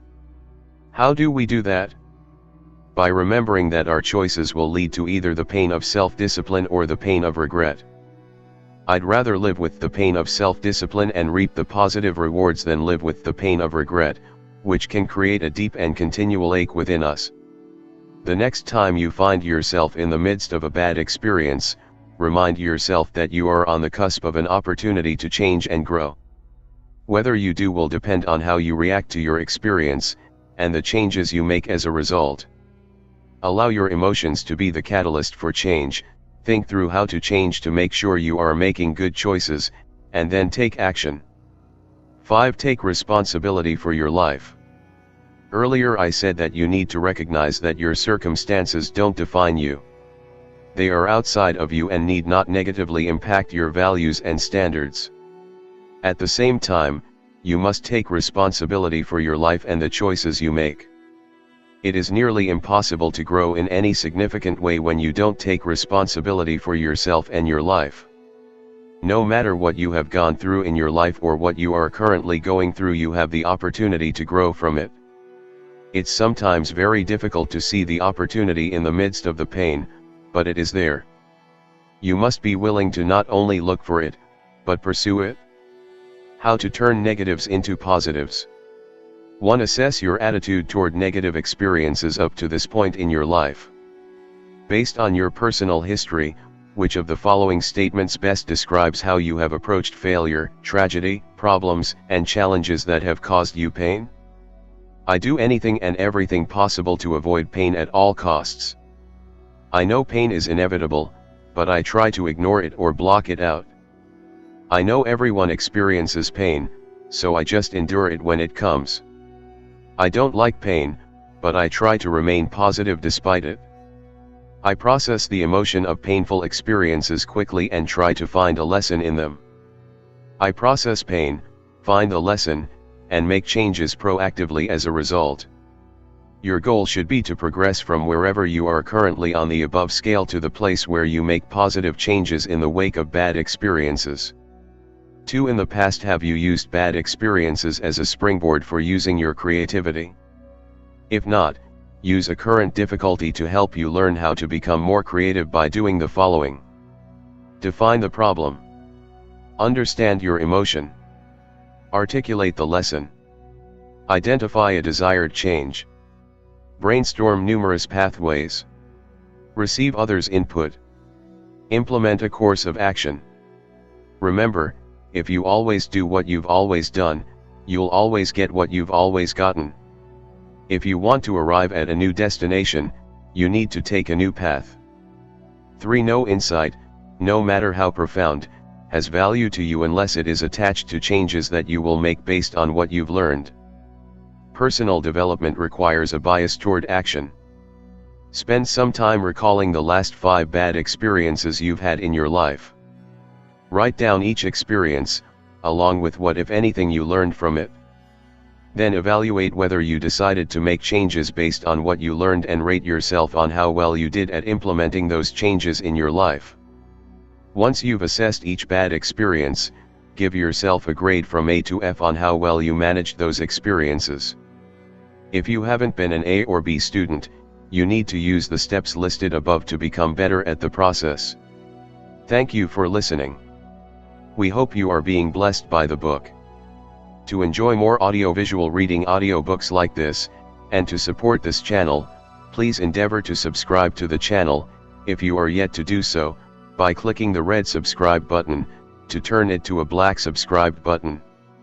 You can also check through the playlists in this channel, to enjoy and be blessed by similar audiobooks. For any request or information, you can direct your message to livingtruthaudiobooks@gmail.com, or make them known in the comment section. Thank you for doing so. God bless you. Amen. Chapter 9.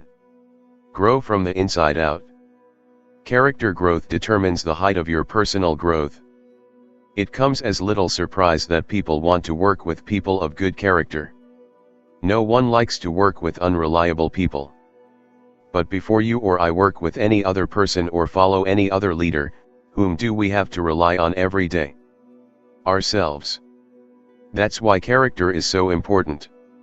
If you cannot trust yourself, you won't ever be able to grow. Character growth determines the height of your personal growth. And without personal growth, you can never reach your potential. Good character, with honesty and integrity at its core, is essential to success in any area of life. Without it, a person is building on shifting sand. Most people focus too much on competence and too little on character. How often does a person miss a deadline because he didn't follow through when he should have? How many times do people get lower grades on tests than they could have because they didn't study as much as they should have?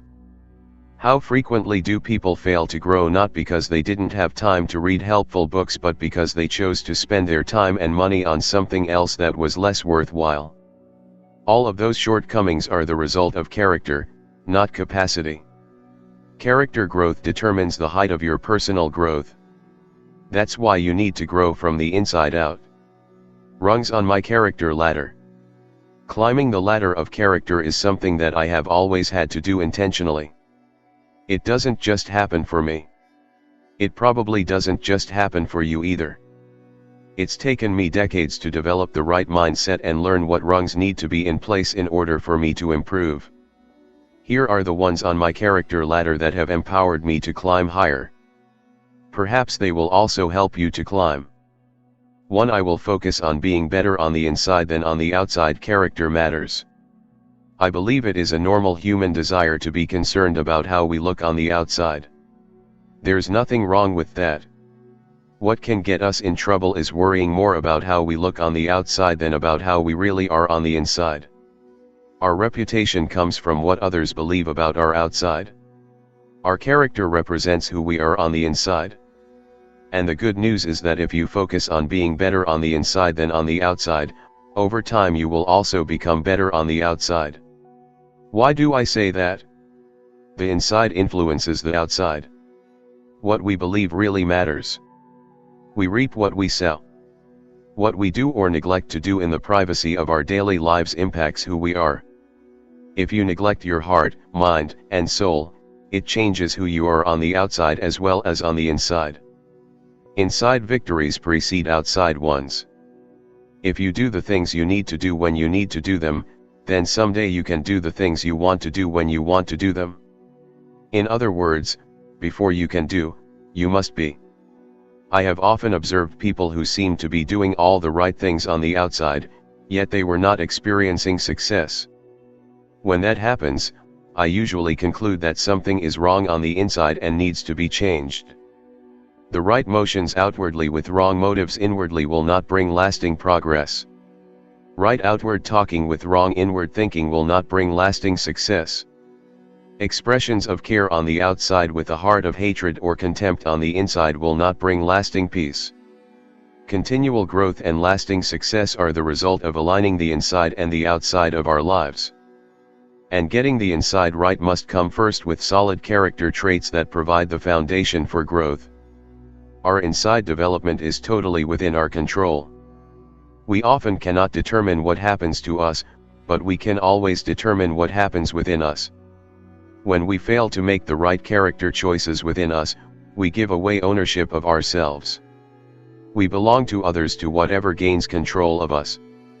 And that puts us in a bad place. How can you ever reach your potential and become the person you can be if others are making your choices for you?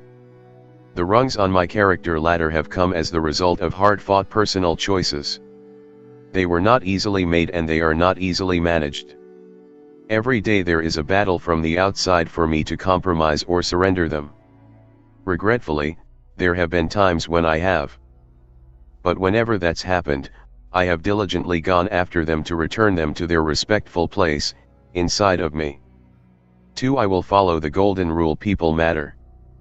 Following the golden rule, do unto others as you would have them do unto you, is a wonderful character builder. It prompts you to focus on other people. It leads you to be empathetic. It encourages you to take the high road. And if you stick to it, especially when it's difficult, you can't help but become the kind of person others want to be around. After all, in the end, in all of our relationships, we are either pluses or minuses in the lives of others. The golden rule helps us to remain a plus. 3. I will teach only what I believe. Passion matters. When I was first starting out in my career, there were a few things I taught that I didn't buy into 100%. I'm not talking about things that are clearly right or wrong. I'm talking about subjective things that are a matter of opinion. But as soon as I spoke about them, I regretted it. Do you know what they call a speaker who teaches what he doesn't believe? A hypocrite. So early on, I vowed to teach only what I believe. And that has benefited me, not only in the area of integrity, but also in the area of passion. Borrowed beliefs have no passion, therefore no power. Some of the things I was passionate about 30 years ago, I'm still just as passionate about today. Individuals who lack principles and passion become bland, colorless people. I don't ever want to become one of those. I bet you don't want to either. 4. I will value humility above all virtues. Perspective matters. I think anyone who is honest with himself realizes that he falls short of where he could and should be in life. Contrary to what Tom Hanks says as Forrest Gump, life is not a box of chocolates. It's more like a jar of jalapenos. What we do today might burn our butts tomorrow. We don't intend to make mistakes and to fall short, but we do. We're all just one step away from stupid. So how do we keep from taking that step? Remember the big picture. I think the first thing to do is remind ourselves of the big picture. It's said that President John F. Kennedy kept a small plaque in the White House with the inscription, "Oh God, thy sea is so great and my boat is so small." If the person known as the leader of the free world can keep perspective of his true place in the world, so should we. Recognize that everyone has weaknesses. Rick Warren gives good advice about how to remain humble. He suggests admitting our weaknesses, being patient with others' weaknesses, and being open to correction. Of those 3 things, I have to admit that I do only one of them fairly well. I don't find it difficult to admit my weaknesses, maybe because I have so many. I have a much harder time being patient with others. I am constantly having to remind myself to extend grace to others. And in order to be more open to correction, I never assume that I will not mess up. I develop relationships with good people who will speak the truth to me, and I set up accountability systems in my life. Be teachable. I love being around people who have a beginner's mindset. They think of themselves as apprentices instead of experts and, as a result, have a humble, teachable posture. They try to see things from others' perspective. They are open to new ideas. They possess a thirst for knowledge. They ask questions and know how to listen. And they gather as much information as possible before making decisions. I admire such people and try to be like them. Be willing to serve others. Few things are better for cultivating character and developing humility than serving others. Putting others first right-sizes our egos and perspective. How does a person who is used to winning remind himself that it's not all about him? By serving others. For me, service starts with Margaret and the rest of my family. Also, beginning in 1997, I've selected a handful of individuals every year whom I can try to serve without receiving anything in return. And I also look for ways to serve my team, since they work so hard to serve me and our vision every day. Be grateful. Everything we do, every accomplishment we have, every milestone we pass has come in part because of the efforts of others. There are no self-made men or women. If we can remember that, we can be grateful. And if we are grateful, we are more likely to develop good character than if we aren't. Confucius asserted, humility is the solid foundation of all the virtues. In other words, it paves the way for character growth. And that sets us up for personal growth. These things are definitely connected. 5. I will strive to finish well. Faithfulness matters. The final rung on my character ladder is the determination to keep building character and living at the highest standard until the day I die. I am endeavoring to do that by doing the right thing and becoming a better person every day. To do the right thing, I don't wait to feel like it. I recognize that emotion follows motion. Do the right thing and you feel right. Do the wrong thing and you feel bad. If you take control of your behavior, your emotions will fall into place. If we focus on personal character, we make the world a better place. If we do that our entire lives, we've done the best thing we can do to improve our world. The stronger your character, the greater your growth potential. If we desire to grow and reach our potential, we must pay more attention to our character than to our success. We must recognize that personal growth means more than expanding our minds and adding to our skills. It means increasing our capacity as human beings. It means maintaining core integrity, even when it hurts. It means being who we should be, not just being where we want to be. It means maturing our souls. Physician and author Orison Swett Marden once described a successful person by saying, "He was born as mud and died as marble." This gives us an interesting metaphor to use to look at various lives.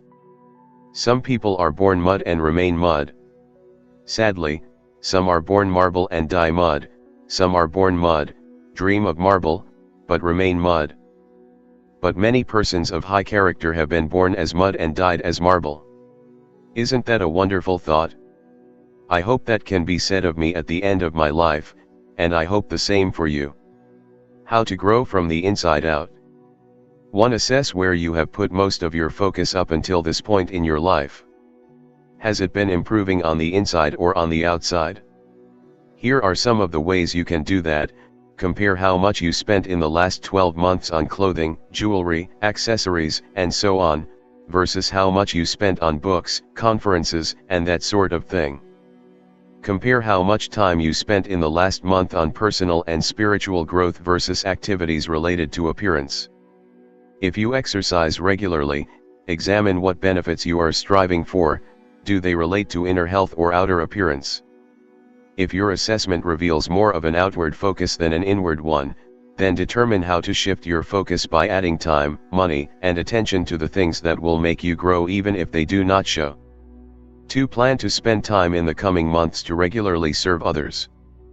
Putting aside your own agenda and putting others first will help you to develop humility, character, and others-mindedness. Start with your family if you aren't in the habit of doing things for them. Another idea is to set aside at least an hour every week for volunteering. Schedule it, and then give it 100% of your focus while you're serving. 3. What are you doing every day to develop the habit of character growth? Are you giving attention to your soul? Are you doing hard or unpleasant things? Are you practicing the golden rule and putting others ahead of yourself? Your character isn't set. You can improve it. It's never too late. You can change who you are and your overall potential by becoming a better person. Thank you for listening. We hope you are being blessed by the book. To enjoy more audiovisual reading audiobooks like this, get used to stretching your channel. Please endeavor to subscribe to the channel tension between where you are to do so, by clicking the red subscribe button, to turn it to a black subscribe button. You can also check through the playlists in this channel, to enjoy and be blessed by similar audiobooks. For any request or information, you can direct your message to livingtruthaudiobooks@gmail.com, or make them known in the comment section. Thank you for doing so. God bless you. Amen. Chapter 10. Get used to stretching yourself. Growth stops when you lose the tension between where you are and where you could be. As I prepared to write this chapter, I was reminded of all the professional stretching I've had to do over the course of my career. One of my favorite quotes, which I collected as a teenager, says, "God's gift to us, potential. Our gift to God, developing it." Many years ago, during one of the sessions I taught at a leadership conference, I put a rubber band on the table at the place of every attendee. Then I started the session by asking about all the ways people could think of using them. At the end of the discussion time, I asked them if they could identify the one thing all of their uses had in common. Maybe you've already guessed what it was. Rubber bands are useful only when they are stretched.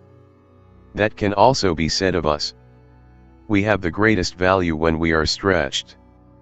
And only by continually stretching, not only physically but also mentally, emotionally, and spiritually, will we reach our potential. Here is why stretching has such great value. 1. Few people want to stretch. Most people use only a small fraction of their ability and rarely strive to reach their full potential. There is no tension to grow in their lives, little desire to stretch. Too many people are willing to settle for average in life. I cannot stand the idea of settling for average, can you? Nobody admires the average. The best organizations don't pay for average. Mediocrity is not worth shooting for. We must be aware of the gap that stands between us and our potential, and let the tension of that gap motivate us to keep striving to become better. 2. Settling for the status quo ultimately leads to dissatisfaction. I believe most people are naturally tempted to settle into a comfort zone where they choose comfort over potential. They fall into familiar patterns and habits, doing the same things in the same ways with the same people at the same time and getting the same results.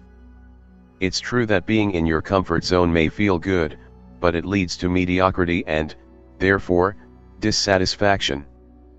If you have ever settled for the status quo and then wondered why your life isn't going the way you'd hoped, then you need to realize that you will only reach your potential if you have the courage to push yourself outside your comfort zone and break out of a mindset of mediocrity.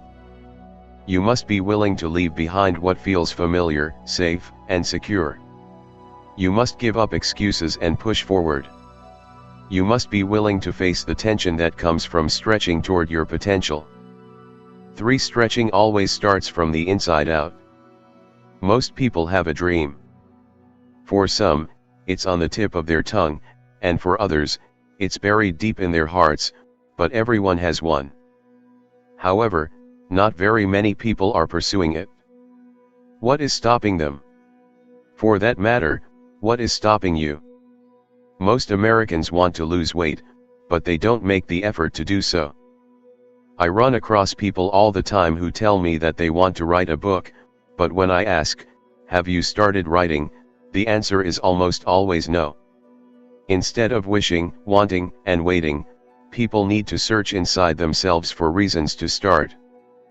It's wise to remember that our situation in life is mainly due to the choices we make and the actions we take or fail to take. The older we are, the more responsible we are for our situation. If you are merely average, or if you are no closer to your dream this year than you were last year, you can choose to accept it, defend it, cover it up, and explain it away. Or you can choose to change it, grow from it, and forge a new path. Where do you find the internal impetus for stretching? Measure what you're doing against what you're capable of. Measure yourself against yourself. Make a contest of it. If you have no idea what you might be capable of, talk to people who care about you and believe in you. Don't have any people in your life who fit that description? Then go look for some. Find a mentor who can help you see yourself for who you could be, not who you currently are. And then use that image to inspire you to start stretching. For stretching always requires change. Growth doesn't come from staying in your comfort zone. You can't improve and avoid change at the same time. So how do you embrace change and kick yourself out of your comfort zone? First of all, stop looking over your shoulder. It's difficult to focus on your past and change in the present. That's why for years I had on my desk a little plaque that said, "Yesterday ended last night." It helped me to focus on the present and work to improve what I could today. That's important. Second, if you want to grow and change, you must take risks. Innovation and progress are often initiated by people who push for change. It's unfortunate that the word entrepreneur has come to mean gambler to some people. But risk has advantages. People who take risks learn more and faster than those who don't. Their depth and range of experience is often greater. And they learn how to solve problems. All of these things help a person to grow. The greatest stretching seasons of life come when we do what we have never done, push ourselves harder, and reach in a way that is uncomfortable to us. That takes courage. But the good news is that it causes us to grow in ways we thought were impossible. 5. Stretching sets you apart from others. America seems to be increasingly satisfied with mediocrity. Yet it isn't at its root a national problem, it's a personal concession to do less than our best. It takes an individual to say, "I guess good enough is good enough." But unfortunately, mediocrity spreads from person to person and eventually metastasizes until an entire nation is at risk. Excellence seems to be moving farther and farther from the norm. However, people who focus on stretching and use the tension between where they are and where they could be as impetus to stretch can distinguish themselves from their peers.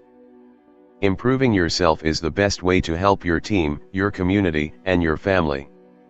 Successful people set themselves apart because they initiate the improvement others need. When you get better, those around you benefit. Excellence has the potential to spread in the same way that mediocrity does. The positives or negatives of a group always begin with one. When you get better, so will others. 6. Stretching can become a lifestyle. When we stop stretching, I believe we stop really living. We may keep on breathing. Our vital life signs may be working. But we are dead on the inside and dead to our greatest possibilities. I'm getting older. I will not always be able to perform at my peak level. But I intend to keep reading, asking questions, talking to interesting people, working hard, and exposing myself to new experiences until I die. Too many people are dead but just haven't made it official yet.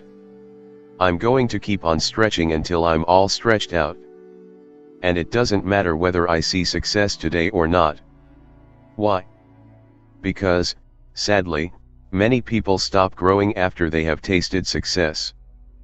I don't want success, no matter how great or small, to derail me.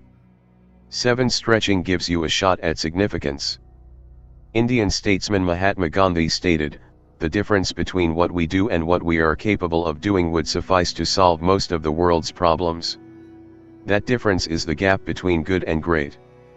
And what closes the gap is our willingness to stretch. People who exist on the good side of the gap live in the land of the permissible. What they do is okay. They follow the rules and don't make waves. But do they make the difference they could if they learn to focus on stretching? Cross over the gap and you find yourself on the great side. That is the land of the possible. It's where people achieve in extraordinary fashion. They do more than they believed they were capable of, and they make an impact. How? By continually focusing on making the next stretch. They continually leave their comfort zone and stretch toward their capacity zone. We may appreciate what we did yesterday, but we should never put it on a pedestal. It should look small in comparison to the possibilities in the future. Looking forward fills us with energy. We resonate with the words of Robert Louis Stevenson, who said, "To be what we are, and to become what we are capable of becoming, is the only end in life." Significance can be birthed within each of us. If we are willing to stretch, that seed can grow until it begins to bear fruit in our lives. What's fantastic is that the change within us challenges us to make changes around us, and our growth creates a belief in us that others can grow. When that happens in a positive environment and everybody is stretching and growing, then indifference is replaced with make a difference. And that's how we begin to change our world. How to get used to stretching yourself. 1. In what areas of your life have you lost your stretch and settled in? Wherever they are, you need to find internal reasons to seek the tension to stretch again. Tap into your internal discontent to get you going. Where are you falling short of your potential? What goals haven't you hit that you know you're capable of? What habits have you developed that are hindering you from moving forward? What areas of past success have you stopped winning in? Remember, change is the key to growth. Use your lack of satisfaction to get you started from any place you've stalled. 2. Be strategic to maintain the tension between where you are and where you could be by continually resetting intermediate range goals for yourself. If goals are too immediate, you lose the tension when you achieve them quickly. If the goals are too lofty, they can seem too difficult to achieve and become discouraging. What is the right time frame for you to maintain the tension? 3 months? 6 months? A year? Set goals for yourself according to your individual personality, and then keep revisiting them at the end of those time increments. You want the goal to be just barely within reach, not too easy, but not impossible either. Being able to figure this out is an art. But it will pay tremendous dividends in your life. 3. If you need an overarching goal to keep you stretching, think about what significant action you could take if only you become what you could be. Dream big, and set this as your lifetime goal. Thank you for listening. We hope you are being blessed by the book. To enjoy more audiovisual reading audiobooks like this, and to support this channel, please endeavor to subscribe to the channel, if you are yet to do so, by clicking the red subscribe button, to turn it to a black subscribed button. You can also check through the playlists in this channel, to enjoy and be blessed by similar audiobooks. For any request or information, you can direct your message to livingtruthaudiobooks@gmail.com, or make them known in the comment section. Thank you for doing so. God bless you. Amen. Chapter 11. Make smart trade-offs. You have to give up to grow up. What will it take for you to go to the next level? Vision. Yes. Hard work? Of course. Personal growth? Definitely. How about letting go of some of the things that you love and value most? Yes, and believe it or not, this is the thing that often holds people back, even those who have achieved some level of success. When you're first starting out in your career, it's not very hard to give up to grow up. In fact, you're willing to give up everything for an opportunity. Why? Because your everything isn't much of anything. But what about when you've started to earn some things, a job you enjoy, a good salary, a home, a community you've become a part of, a level of security? Are you willing to give up those things for a chance at doing something that will take you closer to your potential? The truth about trade-offs. Life has many intersections, opportunities to go up or down. At these intersections we make choices. We can add something to our life, subtract from it, or exchange something we have for something we don't. The most successful people know when to do which one of those three. Here are some insights that I hope will help you to understand trade-offs, spot them, and use them to your advantage. Trade-offs are available to us throughout life. Everybody makes trades throughout life, whether they know it or not. The question is whether you are going to make good ones or bad ones. In general, I believe that unsuccessful people make bad trade-offs. Average people make few trade-offs. Successful people make good trade-offs.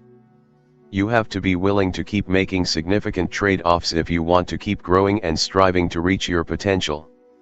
When you stop making them, you will arrive at a dead end in life. And at that point your growth will be done. And that will be the day that your best years are behind you and your potential is no longer ahead of you. We must learn to see trade-offs as opportunities for growth. Nothing creates a greater gap between successful and unsuccessful people than the choices we make.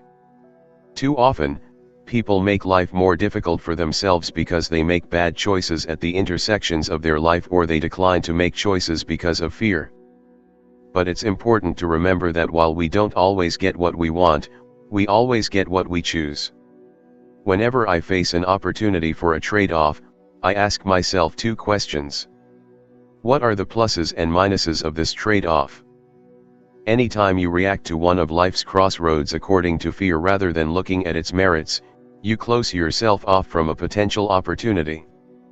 Figuring out the pluses and minuses of any given choice helps you deal with that fear. Looking at cold, hard facts can also lead you to discover that you have a tendency to overestimate the value of what you currently have and underestimate the value of what you may gain by giving it up. Will I go through this change or grow through this change? Good trade-offs are not something to be endured. That reflects a passive attitude and a mindset that says, I hope this turns out all right. Instead, positive trade-offs should be seen as opportunities for growth and seized. After all, we become better as a result of them. When we grow through change, we become active. We take control of our attitude and emotions. We become positive change agents in our own lives. Years ago I determined that while others may lead timid lives, I would not. While others might see themselves as victims, I would not.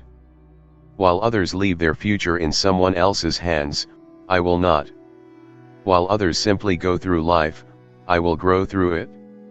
That is my choice, and I will surrender it to no one. Trade-offs force us to make difficult personal changes. The difference between where we are and where we want to be is created by the changes we are willing to make in our lives. When you want something you have never had, you must do something you've never done to get it. Otherwise you keep getting the same results. Changes to our lives always begin with changes we are willing to make personally. That's often not easy. But to get ourselves over the hump, we need to remember that change is personal. To change your life, you need to change. Change is possible. Everyone can change, including you. Change is profitable. You will be rewarded when you do change. Change may not always be easy, but it can always be done. We just need to remember that we are the key.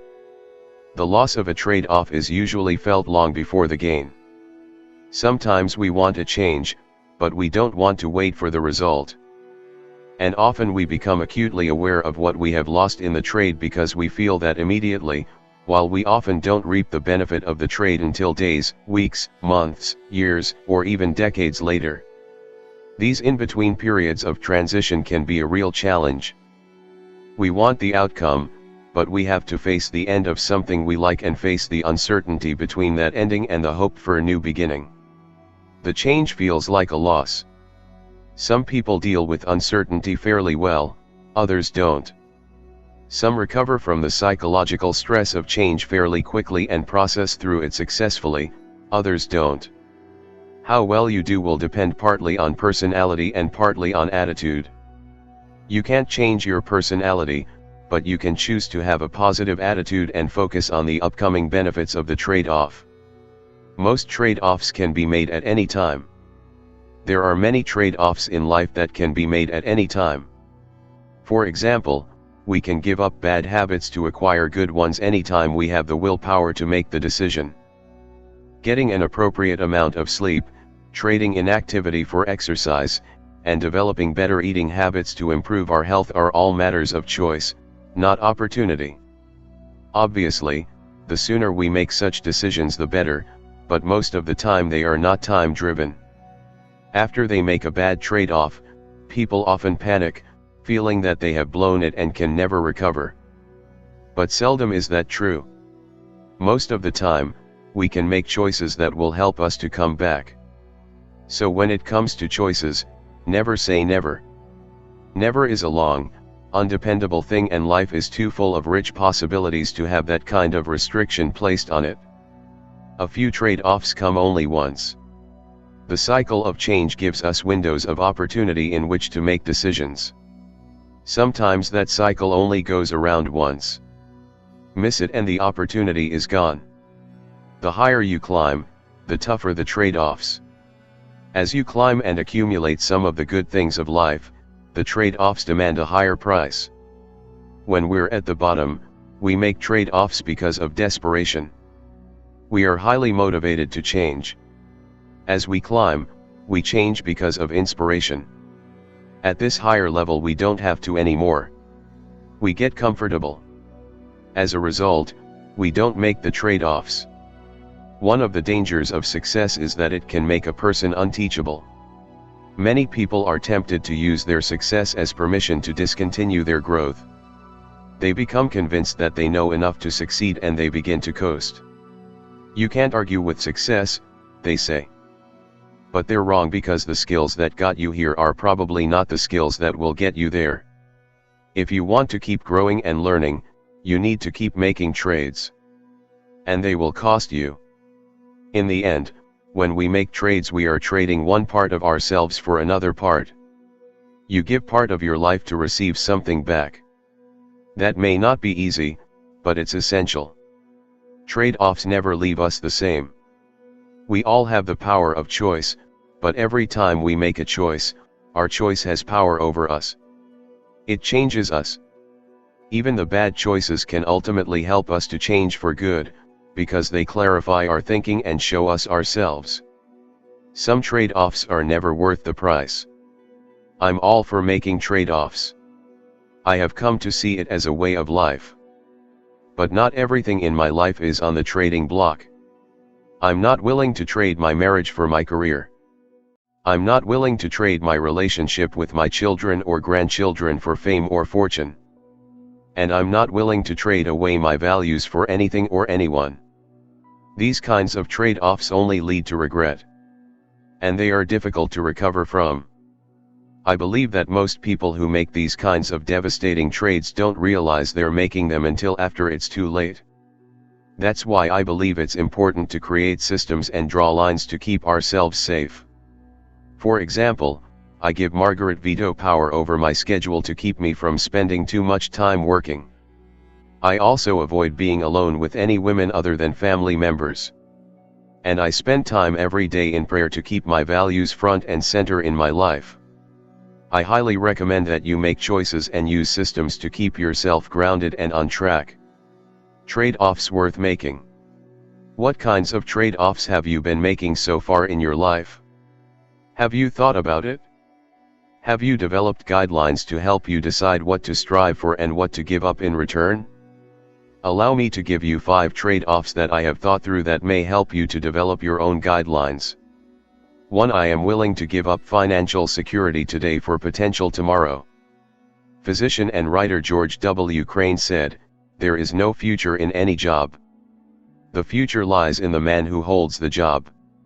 I have always believed that to be true, and as a result, I have always been willing to bet on myself, so much so that I often accepted financial risks or pay cuts to pursue what I believed was a good opportunity.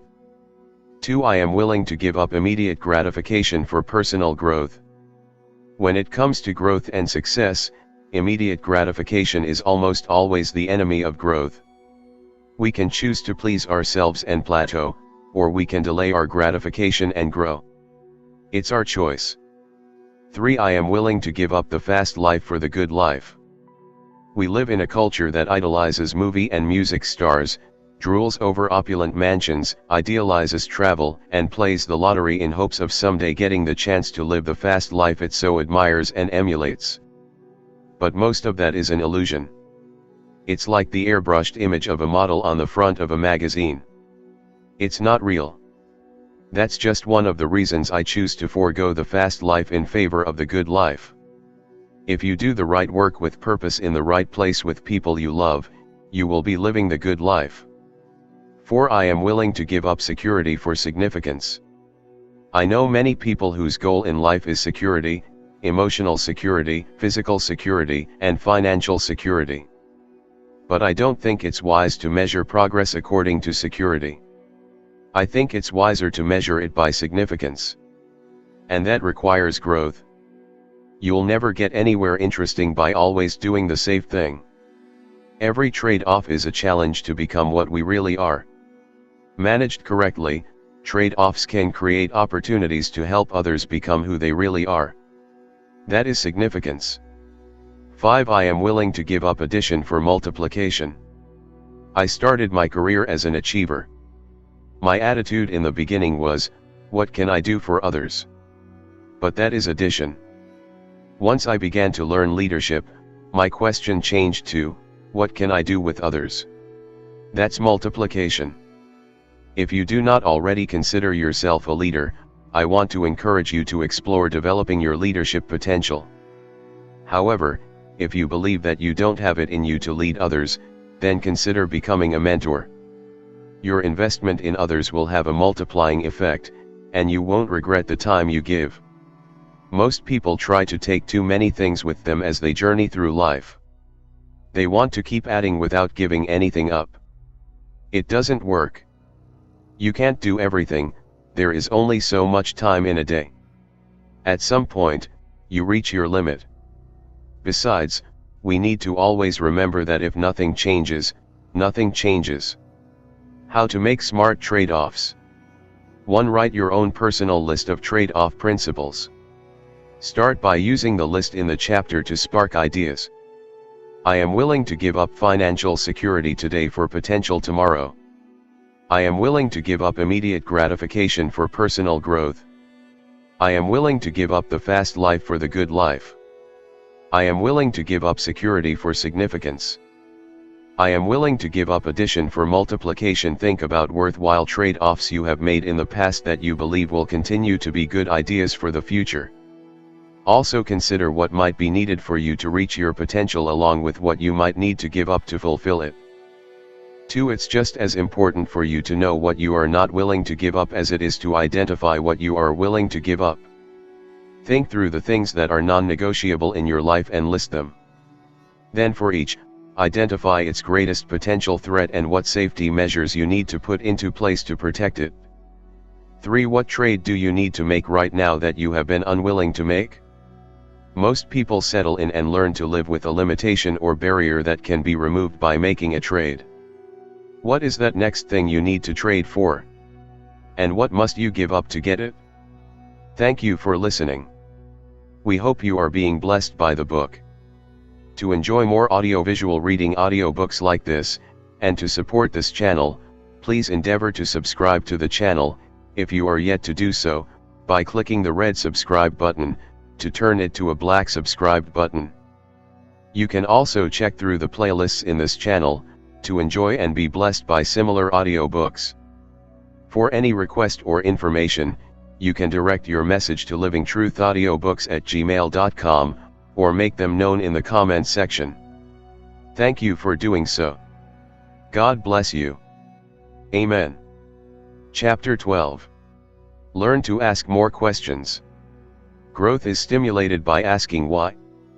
I believe curiosity is the key to being a lifelong learner, and if you want to keep growing and developing, you must keep on learning.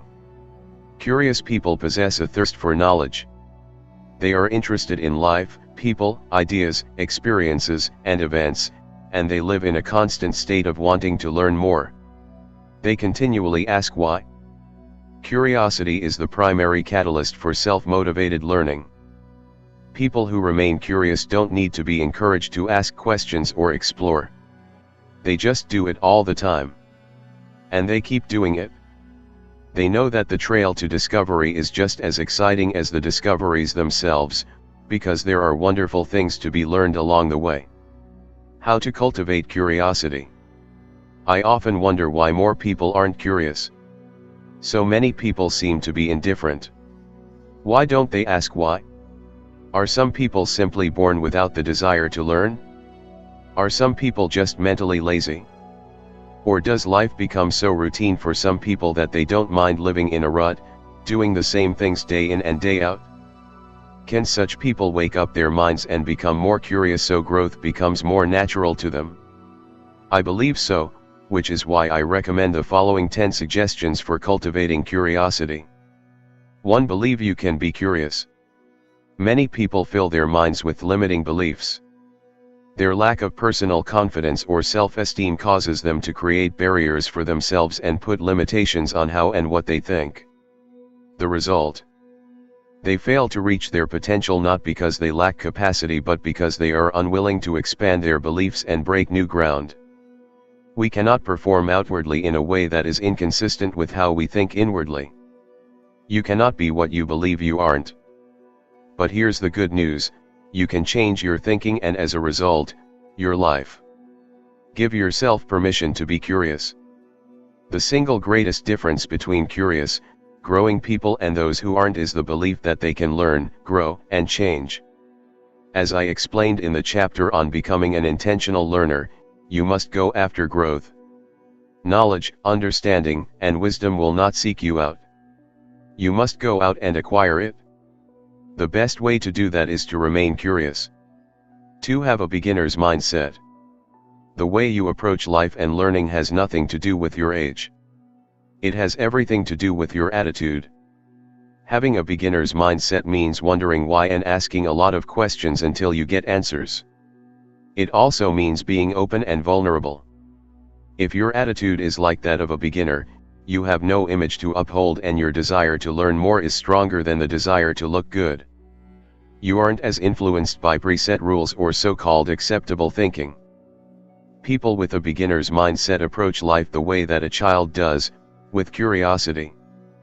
The direct opposite of people who have a beginner's mindset are the know-it-alls. They see themselves as experts.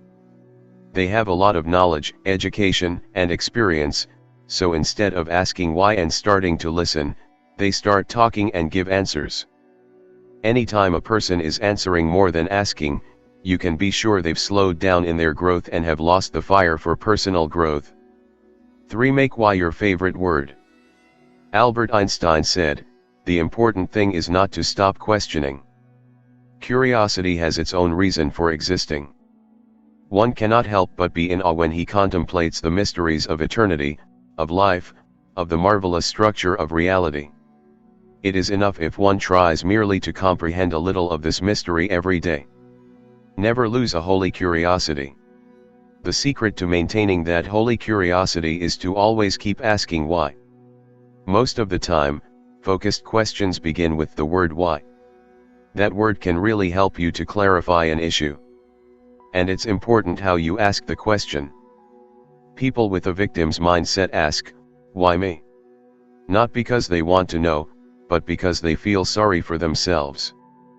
Curious people ask the question to find solutions so they can keep moving forward and making progress.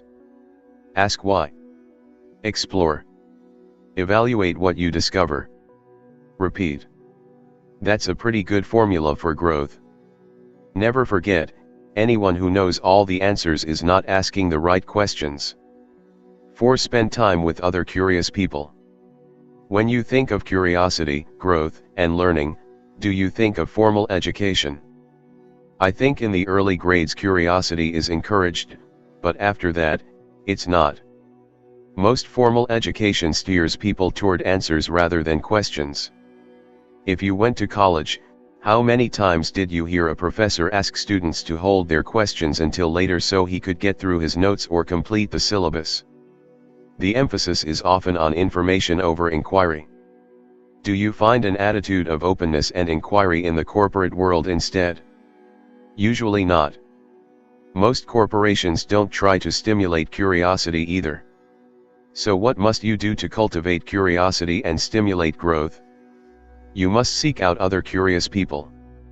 Curiosity is contagious. I know of few better ways of cultivating and sustaining curiosity than being around others who possess great curiosity. 5. Learn something new every day. One of the best ways to remain curious is to begin each day with a determination to learn something new, experience something different, or meet someone you don't already know. Doing this requires 3 things. First, you must wake up with an attitude of openness to something new. You must see the day as having multiple opportunities to learn. Second, you must keep your eyes and ears open as you go through the day. Most unsuccessful people accept their day, tuning things out, simply hoping to endure it. Most successful people seize their day, focusing in, ignoring distractions. Growing people remain focused, yet maintain a sensitivity and awareness that opens them up to new experiences. The third component is reflection. It does little good to see something new without taking time to think about it. It does no good to hear something new without applying it. I've found that the best way to learn something new is to take time at the end of the day to ask yourself questions that prompt you to think about what you learned. Remember, experience is not the best teacher, evaluated experience is. 6. Partake in the fruit of failure. A curious, growing person approaches failure differently than someone who isn't curious. Most people see failure, mistakes, and errors as signs of weakness. When they fail, they say, "I'll never do that again." But people who grow and develop see failure as a sign of progress. They know that it is impossible to continually try without sometimes failing. It's part of the curiosity journey. Therefore, they make failure their friend. When failure is your friend, you don't ask, "How can I distance myself from this experience?" Instead, you ask, "Why did this happen? What can I learn? How can I grow from this?" As a result, you fail fast, learn fast, and get to try again fast. That leads to growth and future success. 7. Stop looking for the right answer. There are many people who are motivated to find the right answer to any question. But there is always more than one solution to a problem. If you believe there is only a single right solution, you either get frustrated because you can't find it, or if you think you have found it, you stop searching and perhaps miss better ideas. In addition, when you land on what you consider to be the right answer, you become complacent. No idea is perfect. No matter how good it is, it can always be improved. If you want to avoid growing too comfortable and becoming stagnant, then keep asking questions and challenging the process. Keep asking if there is a better way to do things. Will that annoy complacent and lazy people? Yes. Will it energize, challenge, and inspire growing people? Yes. 8. Get over yourself. If you're going to ask questions and allow yourself to fail, then you will at times look foolish. Most people don't like that. Do you know what my response is? Get over yourself. We need to be more like young children, who don't worry if a question is foolish. They just ask it. They don't worry about whether they will look dumb trying something new. They just do it. And as a result, they learn. 9. Get out of the box. Most revolutionary ideas were disruptive violations of existing rules. They upset the old order. Most in-the-box thinkers possess a scarcity mindset. They don't think there are many resources to go around. They believe they can't. The best way to make a sluggish mind active is to disturb its routine. Getting outside the box does that for a person. 10. Enjoy your life. Perhaps the greatest way to remain curious and keep growing is to enjoy life. That means taking risks, sometimes failing, sometimes succeeding, but always learning. When you enjoy your life, the lines between work and play begin to blur. We do what we love and love what we do. Everything becomes a learning experience. When you're curious, the entire world opens up to you and there are few limits on what you can learn and how you can develop. How to learn to ask more questions. 1. Think about the 3 to 5 major areas in your life where you focus most of your time and energy.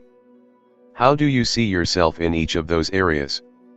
Do you think of yourself as an expert or a beginner? If you see yourself as an expert, you may be in trouble when it comes to further growth. Beginners know they have a lot to learn and are open to every possible idea. They are willing to think outside of the box. They don't get hung up on preconceived notions. They are willing to try new things. If you have a beginner's mindset in an area, do everything you can to maintain it. If you have come to think of yourself as an expert, beware. Find a way to rekindle a learner's attitude. Find a mentor who is ahead of you in that area. Or look for the fun again. 2. Make a list of the people you spend the most time with in a given week. Now rate each person on his or her level of curiosity. Are the majority of people in your world questioners? Do they often ask why? Do they like to learn new things? If not, you need to make some intentional changes to spend time with more curious people. 3. One of the greatest obstacles to curiosity and learning is the reluctance to look foolish in the eyes of other people. There are 2 indications that this may be a potential problem in your life. The first is being afraid to fail. The second is taking yourself too seriously. The cure is to take what I call learning risks. Sign up to do or learn something that takes you completely out of your comfort zone. Take an art class. Sign up for dance lessons. Study a martial art. Learn a foreign language. Find a master at calligraphy or bonsai to train you. Just be certain to pick something that you find fun, where you cannot be seen as an expert, and that is far out of your comfort zone. Thank you for listening. We hope you are being blessed by the book. To enjoy more audiovisual reading audiobooks like this, and to support this channel, please endeavor to subscribe to the channel, if you are yet to do so, by clicking the red subscribe button, to turn it to a black subscribe button. You can also check through the playlists in this channel, to enjoy and be blessed by similar audiobooks. For any request or information, you can direct your message to livingtruthaudiobooks@gmail.com, or make them known in the comments section. Thank you for doing so. God bless you. Amen. Chapter 13. Find a good mentor. It's hard to improve when you have no one but yourself to follow. I have learned a lot from people I've never met. Dale Carnegie taught me people skills when I read How to Win Friends and Influence People in junior high school. James Allen helped me understand that my attitude and the way that I thought would impact the course of my life when I read As a Man Thinketh. And Oswald Sanders revealed the importance of leadership to me for the first time when I read his book Spiritual Leadership. Most people who decide to grow personally find their first mentors in the pages of books. That is a great place to start. For that matter, it's a great place to continue. Every year I learn from dozens of people whom I will never meet. But at some point, you must find personal models too. If you follow only yourself, you will find yourself going in circles. But you must be selective in whom you choose as a mentor. From both the positive and the negative experiences I've had with mentors, I have developed criteria to determine the worthiness of a model for me to follow. I share them with you in the hope that they will help you to make good choices for this area of your growth. 1. A good mentor is a worthy example. We become like the people we admire and the models we follow. For that reason, we should take great care when determining which people we ask to mentor us. They must not only display professional excellence and possess skill sets from which we can learn, they must also demonstrate character worthy of emulating. Many athletes, celebrities, politicians, and business leaders today try to disavow being any kind of role model when others are already following them and mimicking their behavior. They want people to separate their personal behavior from their professional life, but such a division cannot really be made. As you look for role models and mentors, scrutinize their personal lives as carefully as their public performance. Your values will be influenced by theirs, so you shouldn't be too casual about whom you choose to follow. 2. A good mentor is available. For us to be able to observe models up close and see what they do, we must have some contact with them. That requires access and availability. For us to be actively mentored, we must have time with people to ask questions and learn from their answers. The greatest piece of advice I can give in the area of availability is that when you are looking for a mentor, don't shoot too high too soon. If you're considering going into politics for the first time, you don't need the advice of the President of the United States. If you are a high school student thinking about learning to play the cello, you don't need to be mentored by Yo-Yo Ma. If you're fresh out of school and just starting your career, don't expect to get extensive mentoring time from the CEO of your organization. Why shouldn't I? You may be thinking. Why not start with the best? First of all, if you're just starting out, nearly all of your questions can be answered by someone 2 or 3 levels ahead of you, not 10. And their answers will be fresh because they will have recently dealt with the issues you're dealing with. Second, CEOs need to be spending their time answering the questions of the people who are on the verge of leading at their level. I'm not saying you should never go to the top.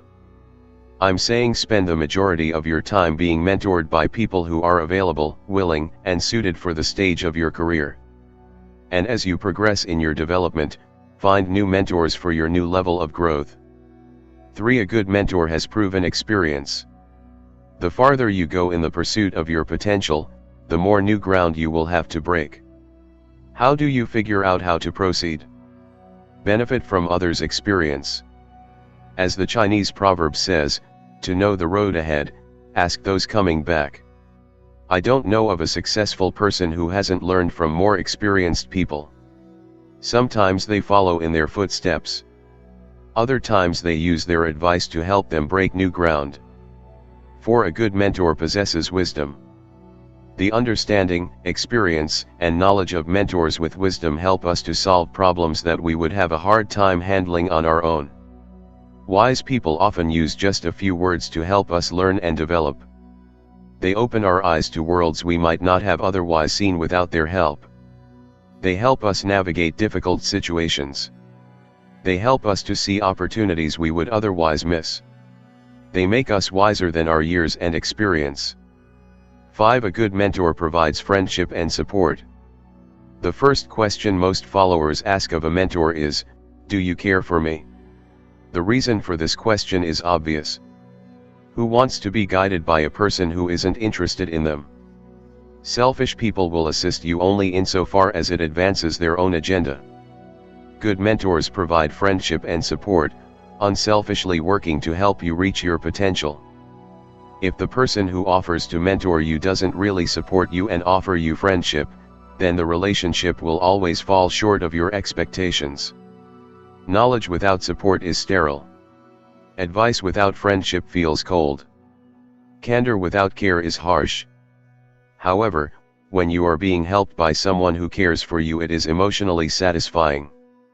Growth comes from both the head and the heart. Only supportive people are willing to share both with you. 6. A good mentor is a coach who makes a difference in people's lives.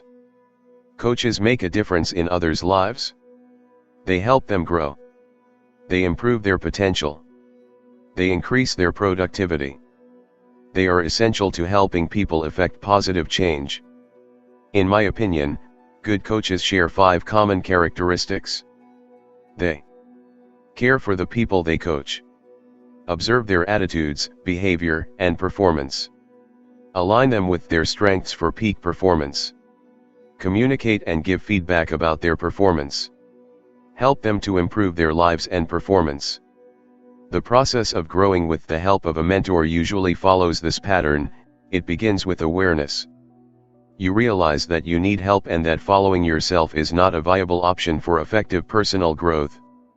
When a person comes to such a realization, one of two things can happen. The first is that the person's pride swells up and he cannot bring himself to ask another person for advice. This is a common reaction. The other reaction to awareness is to humble yourself and say, "I need your help." That decision not only leads to greater knowledge, but it also often develops maturity. It reinforces that people need one another not just when they're young and starting out, but their entire lives. As I look back over my life, I recognize that the greatest assets to my growth journey were people. But then again, so were the greatest liabilities. The people you follow, the models you emulate, the mentors you take advice from help to shape you. If you spend your time with people who subtract from you, who belittle you or undervalue you, then every step forward that you attempt to take will be difficult. But if you find wise leaders, good role models, and positive friends, you will find that they speed you on your journey. No matter who you are, what you have accomplished, how low or how high your life has taken you, you can benefit from having a mentor. If you've never had one, you have no idea how much it can improve your life.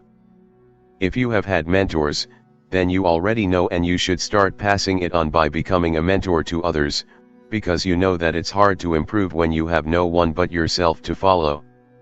How to find a good mentor. 1. Find a next step mentor. Think about where you are currently in your career and the direction you would like to go. Look for someone you admire who is 2 or 3 steps ahead of you on that same track. This person doesn't necessarily need to be in your organization. Look for the qualities needed in a good mentor: a worthy example, availability, proven experience, wisdom, willingness to be supportive, and coaching skills. If those are present in this individual, ask him or her to mentor you. Before any meeting with a mentor, come prepared with 3 to 5 thoughtful questions, the answers to which will help you significantly. After you've met, work to apply what you've learned to your own situation. Don't ask for another meeting until you have done that. At your next meeting, begin the session by telling your mentor how you applied what you learned, or how you tried to apply it and failed, so you can learn what you did wrong. Then ask your new questions. Follow this pattern, and your mentor will be rewarded for his or her effort and will probably be glad to continue helping you. 2. We all need people who can help us sharpen specific strengths or navigate through certain problem areas. Whom do you talk to when you have questions related to career, marriage, parenting, spiritual growth, personal disciplines, hobbies, and so on? No one person can answer all of these questions. You need to find several individual consultants to help you. Spend some time making 2 lists. First, list the specific strengths or skills you want to improve to reach your potential. Second, list the specific problem areas where you feel the need for ongoing guidance. Begin looking for people with expertise in these particular areas and ask them if they would be willing to answer questions when you have them. 3. Do you have long-term models whom you observe, follow, and learn from, people who can give you advice regarding the big picture of your life and career? Or are you trying to improve while having no one but yourself to follow? If you haven't been asking others to help you on your journey, it's time to start. Most of us begin by looking for worthy models to follow by reading about them in books. Start there. But don't leave it at that. Look for people who will give you access to their lives. As you look for models and mentors, I want to give you a word of caution. Oftentimes, people look good from far away, but when you get to know them, you discover qualities you don't admire. If that happens to you, please don't allow it to discourage you. There are plenty of people out there who have integrity and who are worthy to be respected and followed. Keep looking for them and you will find them. Thank you for listening. We hope you are being blessed by the book. To enjoy more audiovisual reading audiobooks like this, and to support this channel, please endeavor to subscribe to the channel, if you are yet to do so, by clicking the red subscribe button, to turn it to a black subscribe button. You can also check through the playlists in this channel, to enjoy and be blessed by similar audiobooks. For any request or information, you can direct your message to livingtruthaudiobooks@gmail.com, or make them known in the comment section. Thank you for doing so. God bless you. Amen. Chapter 14. Focus on enlarging your potential. Growth always increases your capacity. Have you maxed out your capacity? Have you reached your full potential as a person? I believe that if you are reading this, the answer is no. If you're still breathing and you are of sound mind, then you have the potential to keep increasing your capacity. How do you push toward your potential and keep increasing your capacity? You must change how you think and you must change your actions. By growing in these two key areas, you increase your capacity dramatically. How to increase your thinking capacity? I've heard that most experts believe people typically use only 10% of their true potential. That statement is staggering. If that is true, then the average person has huge capacity for improvement. It's as if we possess hundreds of acres of possibilities but keep only half an acre under cultivation. So how do we tap into the unused 90%? The answer is found in changing how we think and what we do. Let's start by looking at how you need to think to increase your capacity. 1. Stop thinking more work and start thinking what works. Ask most people how they can increase their capacity and they'll tell you by working more. There's a problem with that solution. More work will not necessarily increase your capacity. More of the same usually results in more of the same, when what we actually want is better than what we have. To figure out what works, ask yourself the following 3 questions. What am I required to do? What gives the greatest return? What gives me the greatest reward? These questions will help you to focus your attention on what you must do, what you ought to do, and what you really want to do. 2. Stop thinking can I? And start thinking how can I? At first glance, the questions can I? And how can I? May appear to be very similar. However, the reality is that they are worlds apart in terms of results. Can I? Is a question filled with hesitation and doubt. It is a question that imposes limitations. If that is the question you regularly ask yourself, you're undermining your efforts before you even begin. How many people could have accomplished much in life but failed to try because they doubted and answered no to the question can I? When you ask yourself how can I, you give yourself a fighting chance to achieve something. The most common reason people don't overcome the odds is that they don't challenge themselves enough. They don't test their limits. They don't push their capacity. How can I? Assume there is a way. You just need to find it. If you have spent time in a negative environment or you have experienced abuse in your life, you may find this thinking transition to be very difficult. If that describes you, then let me take a moment to encourage you and explain something. I'm asking you to shift from can I to how can I. When, maybe, you need to change your thinking from I can't to how can I. I believe that if you've gotten this far in this book, then deep down you already believe that you can achieve things. I believe you can too. I believe God has put in every person the potential to grow, expand, and achieve. The first step in doing that is believing that you can. I believe in you. As you get started, it may not look like you're making progress. That doesn't matter. Don't give up. You can change your thinking. You can believe in your potential. You can use failure as a resource to help you find the edge of your capacities. You can enlarge your potential every day by learning, growing, and increasing your capacity. 3. Stop thinking one door and start thinking many doors. When it comes to growth, you don't want to stake your future on one door. It may not open. It's much better to consider many possibilities and look for multiple answers to all of your questions. Think in terms of options. As I have learned to think many doors and explore options, Here is what I have learned. There is more than one way to do something successfully. The odds of arriving anywhere increase with creativity and adaptability. Movement with intentionality creates possibilities. Failures and setbacks can be great tools for learning. Knowing the future is difficult, controlling the future is impossible.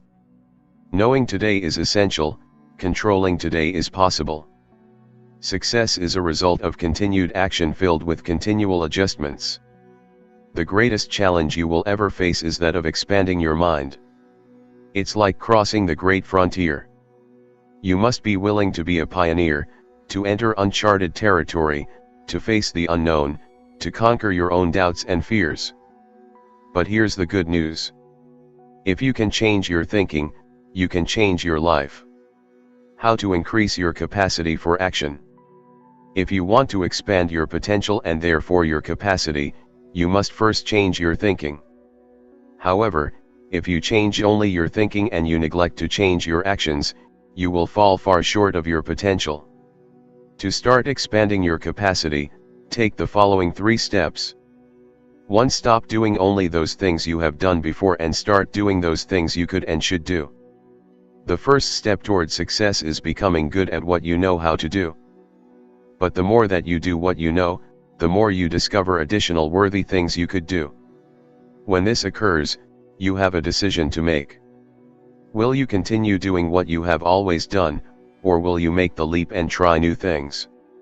Doing new things leads to innovation and new discoveries, and among those discoveries is the realization of things you should do on a consistent basis. If you do those, you will continue to grow and expand your potential.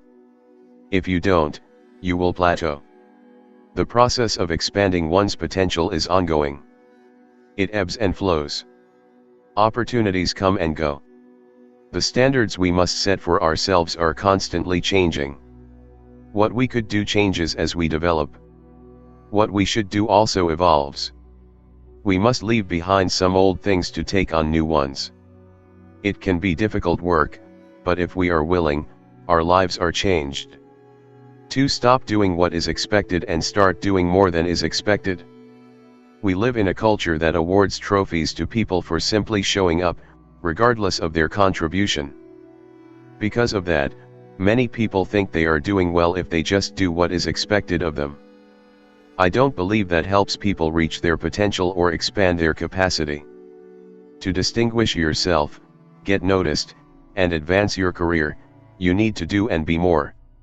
You have to rise above average. You can do this by asking more of yourself than others ask, expecting more from yourself than others expect, believing more in yourself than others believe, doing more than others think you should have to do, giving more than others think you should give, and helping more than others think you should help. Doing more than is expected does more than just separate you from your colleagues by earning you a reputation for performance.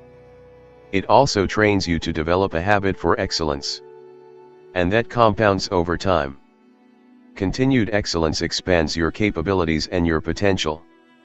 3. Stop doing important things occasionally and start doing important things daily. Have you ever heard the expression life is a great big canvas and you should throw all the paint on it that you can? I like the intent and exuberance of those words, but I don't think that advice is very good unless you want a mess. A better thought is to make your life a masterpiece, which requires much thought, a clear idea, and selection when it comes to what paint you put on the canvas. How do you do that? By doing the important things every day. Advancing confidently in the direction of one's dreams means doing what is important every day. To do what's not important every day does nothing for you. It merely uses up your time. To do the right thing only occasionally does not lead to consistent growth and the expansion of your life. Both components are necessary. Daily growth leads to personal expansion. You have the potential to keep making progress until the day you die if you have the right attitude about growth. You need to believe what Rabbi Samuel M. Silver did. The greatest of all miracles, he said, is that we need not be tomorrow what we are today, but we can improve if we make use of the potentials implanted in us by God. How to focus on enlarging your potential. 1. Have you made the mental transition from I can't or can I to how can I? Test yourself. Do some dreaming. Then ask yourself, if I knew I could not fail, what would I attempt? If I had no limitations, what would I like to do? If finances were not an issue, what would I be doing with my life? Take time and write your answers to those questions. Now, look at your answers. What is your gut level response to them? Do you look at them and think, that's far-fetched? This is impossible.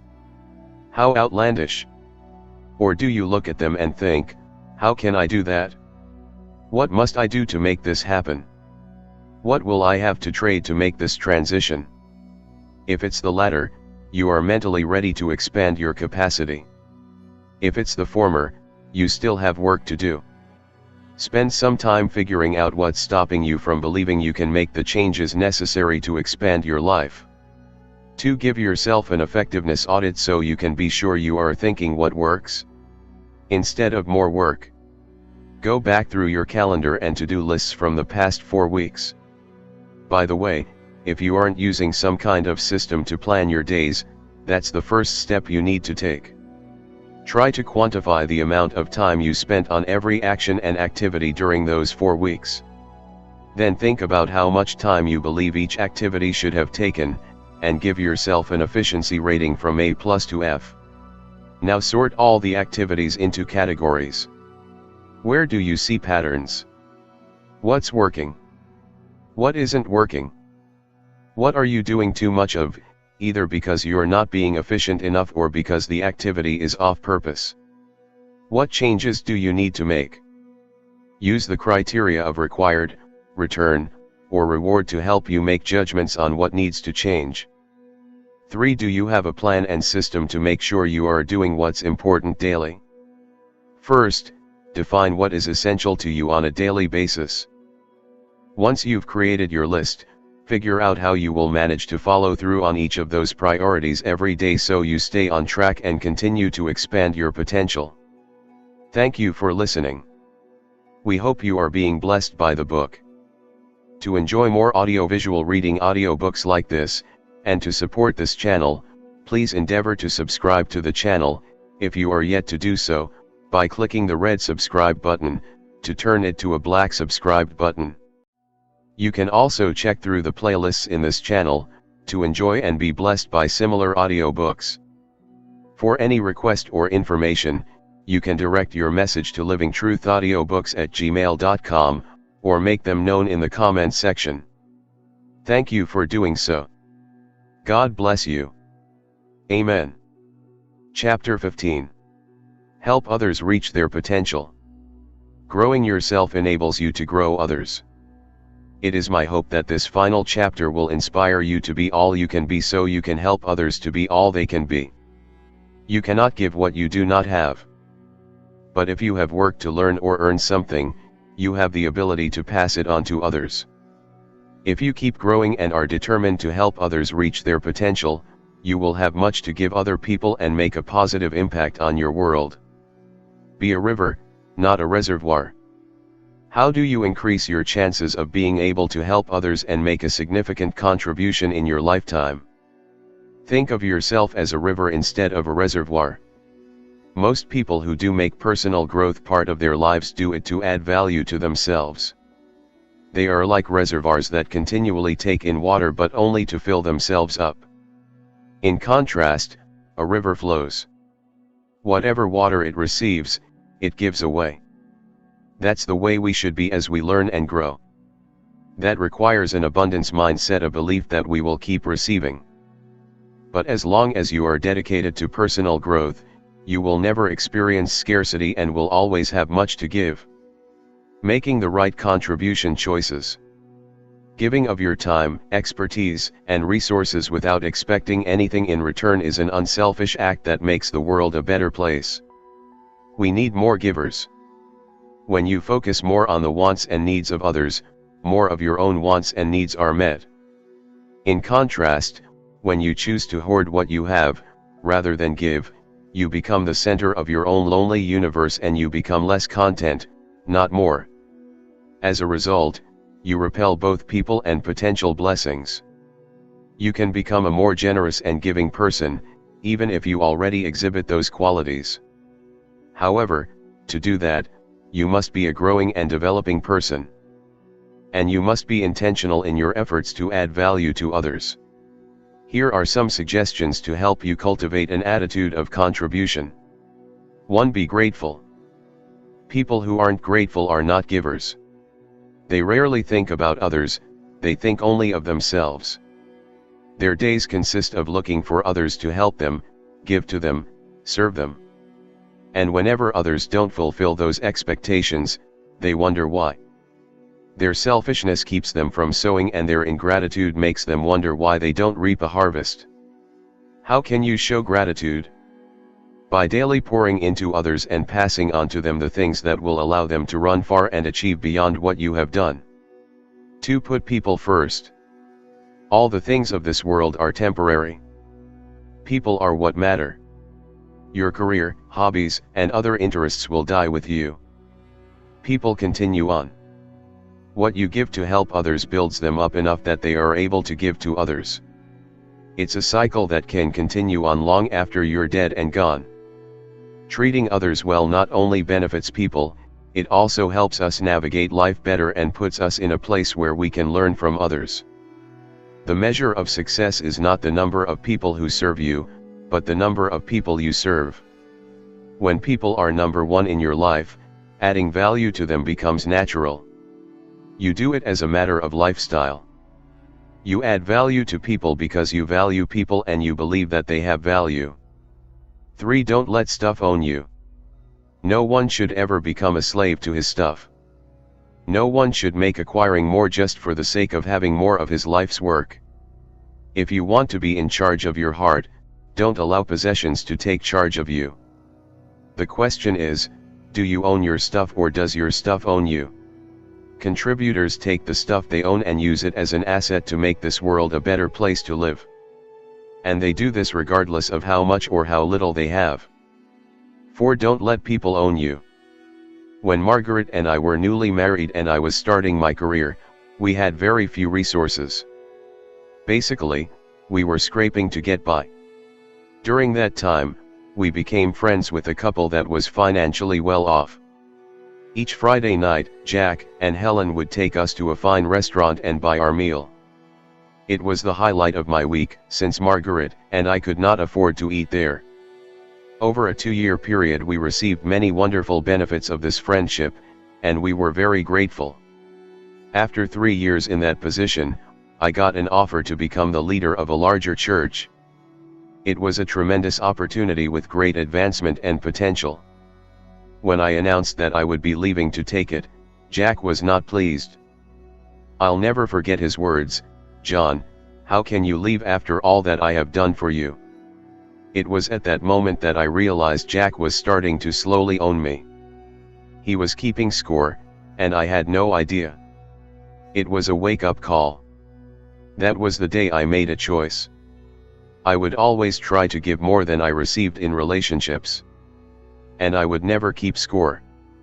I would be on the giving side of life whenever possible. Obviously I still receive from others. I am blessed beyond words for what others have done for me. But I didn't want to give away control of my life. It's hard to give yourself away when someone else owns you. I wanted to be able to value people with no strings attached. A giving life should be liberating to yourself and to those you help. 5. Define success as sowing, not reaping. Novelist Robert Louis Stevenson said, "I consider the success of my day based on the seeds I sow, not the harvest I reap." That should be the way we judge not only our days, but our entire lives. Unfortunately, most people sow little and expect to reap a lot. Their focus is on payday. If you are sowing only for quick returns in life, then you will usually be unhappy with the outcome and unable to keep giving and living while waiting. On the other hand, if you sow continually and abundantly, you can be sure that in due season there will be a harvest. Successful people know this and focus on sowing, knowing that reaping will eventually come. The process is automatic. If you live life with the intention of making a difference in others' lives, your life will be full, not empty. 6. Focus on self-development, not self-fulfillment. What's the main difference between self-development and self-fulfillment? The motive. Self-fulfillment means doing what I enjoy most. Self-development means doing what I am talented and uniquely fit to do, and that becomes my responsibility. Chasing self-fulfillment is a bit like chasing happiness. It's an emotion that cannot be sustained. It relies too much on circumstances. It depends on a person's mood. In contrast, you can develop yourself regardless of how you feel, what circumstances you find yourself in, your financial situation, or the people around you. 7. Keep growing to keep giving. Whenever people stop actively learning and growing, the clock has started ticking down to a time when they will no longer have anything left to give. If you want to keep giving, you have to keep growing. Sometimes people stop learning because they become complacent. They believe they have grown enough, or they want only to make the most of what they already have in terms of skill and knowledge. That's when they start to plateau and then decline. They lose their innovative spirit. They begin to think about being efficient instead of breaking ground. They cut costs instead of investing in growth. Their vision becomes very limited. And instead of playing to win, they start playing not to lose. We all love doing what we're good at, but being good at something requires us to keep our skills sharp. Less skill leads to less enthusiasm and eventually discontent. If we reach this stage, we start looking behind us, because that is where our best days are. We think about the good old days, the glory days. At that point, we're only a few short steps from obsolescence. Nobody wants to learn from a has-been. If you want to give until you've given all you have, you must keep growing until you can grow no more. How to help others reach their potential. 1. What is your underlying desire in life? Is it self-fulfillment or self-development? Are your efforts designed to make you feel good? Or to make you be your best? Is your goal to be successful? Or to achieve significance? Are you trying to achieve so you can feel happy? Or are you trying to put yourself in a place to help others win? These distinctions may seem subtle, but they really make a difference. Trying to feel fulfilled brings a never-ending restlessness because you will never be completely satisfied. Trying to develop yourself is a never-ending journey and will always inspire you, because every bit of progress is a victory, yet there will always be new challenges to excite and inspire you. 2. Make sure that no person owns you. Make a list of the key people in your life. Now think about each relationship and determine if you are mostly the giver, you are mostly the taker, or the relationship is even. If you are primarily the taker, then you need to make adjustments so the other person doesn't have power over you.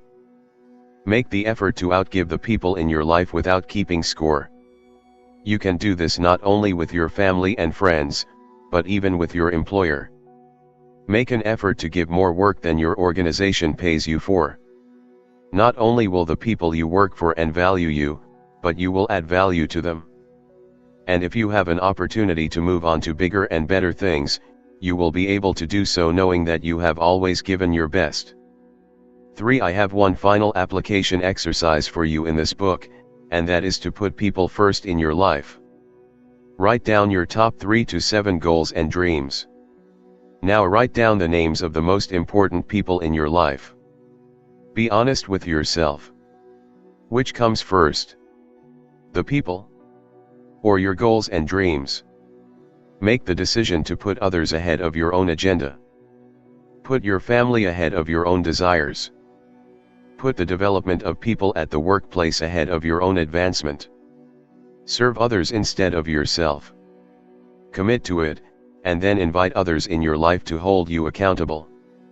And remember, sometimes the seeds you sow take a long time to grow. But there always is a harvest. This is the end of the book. We hope you have been blessed by the book. Please don't just listen to the book, take time to act and maximize what you have heard, and develop the leader in you. We pray that God will help you in your efforts at becoming one of the greatest leaders the world has ever known, in your chosen area of life or career, in Jesus' name. Amen. To enjoy more audiovisual reading audiobooks like this, and to support this channel, please endeavor to subscribe to the channel, if you are yet to do so, by clicking the red subscribe button, to turn it to a black subscribe button. You can also check through the playlists in this channel, to enjoy and be blessed by similar audiobooks. For any request or information, you can direct your message to livingtruthaudiobooks@gmail.com, or make them known in the comment section. Thank you for doing so. God bless you. Amen.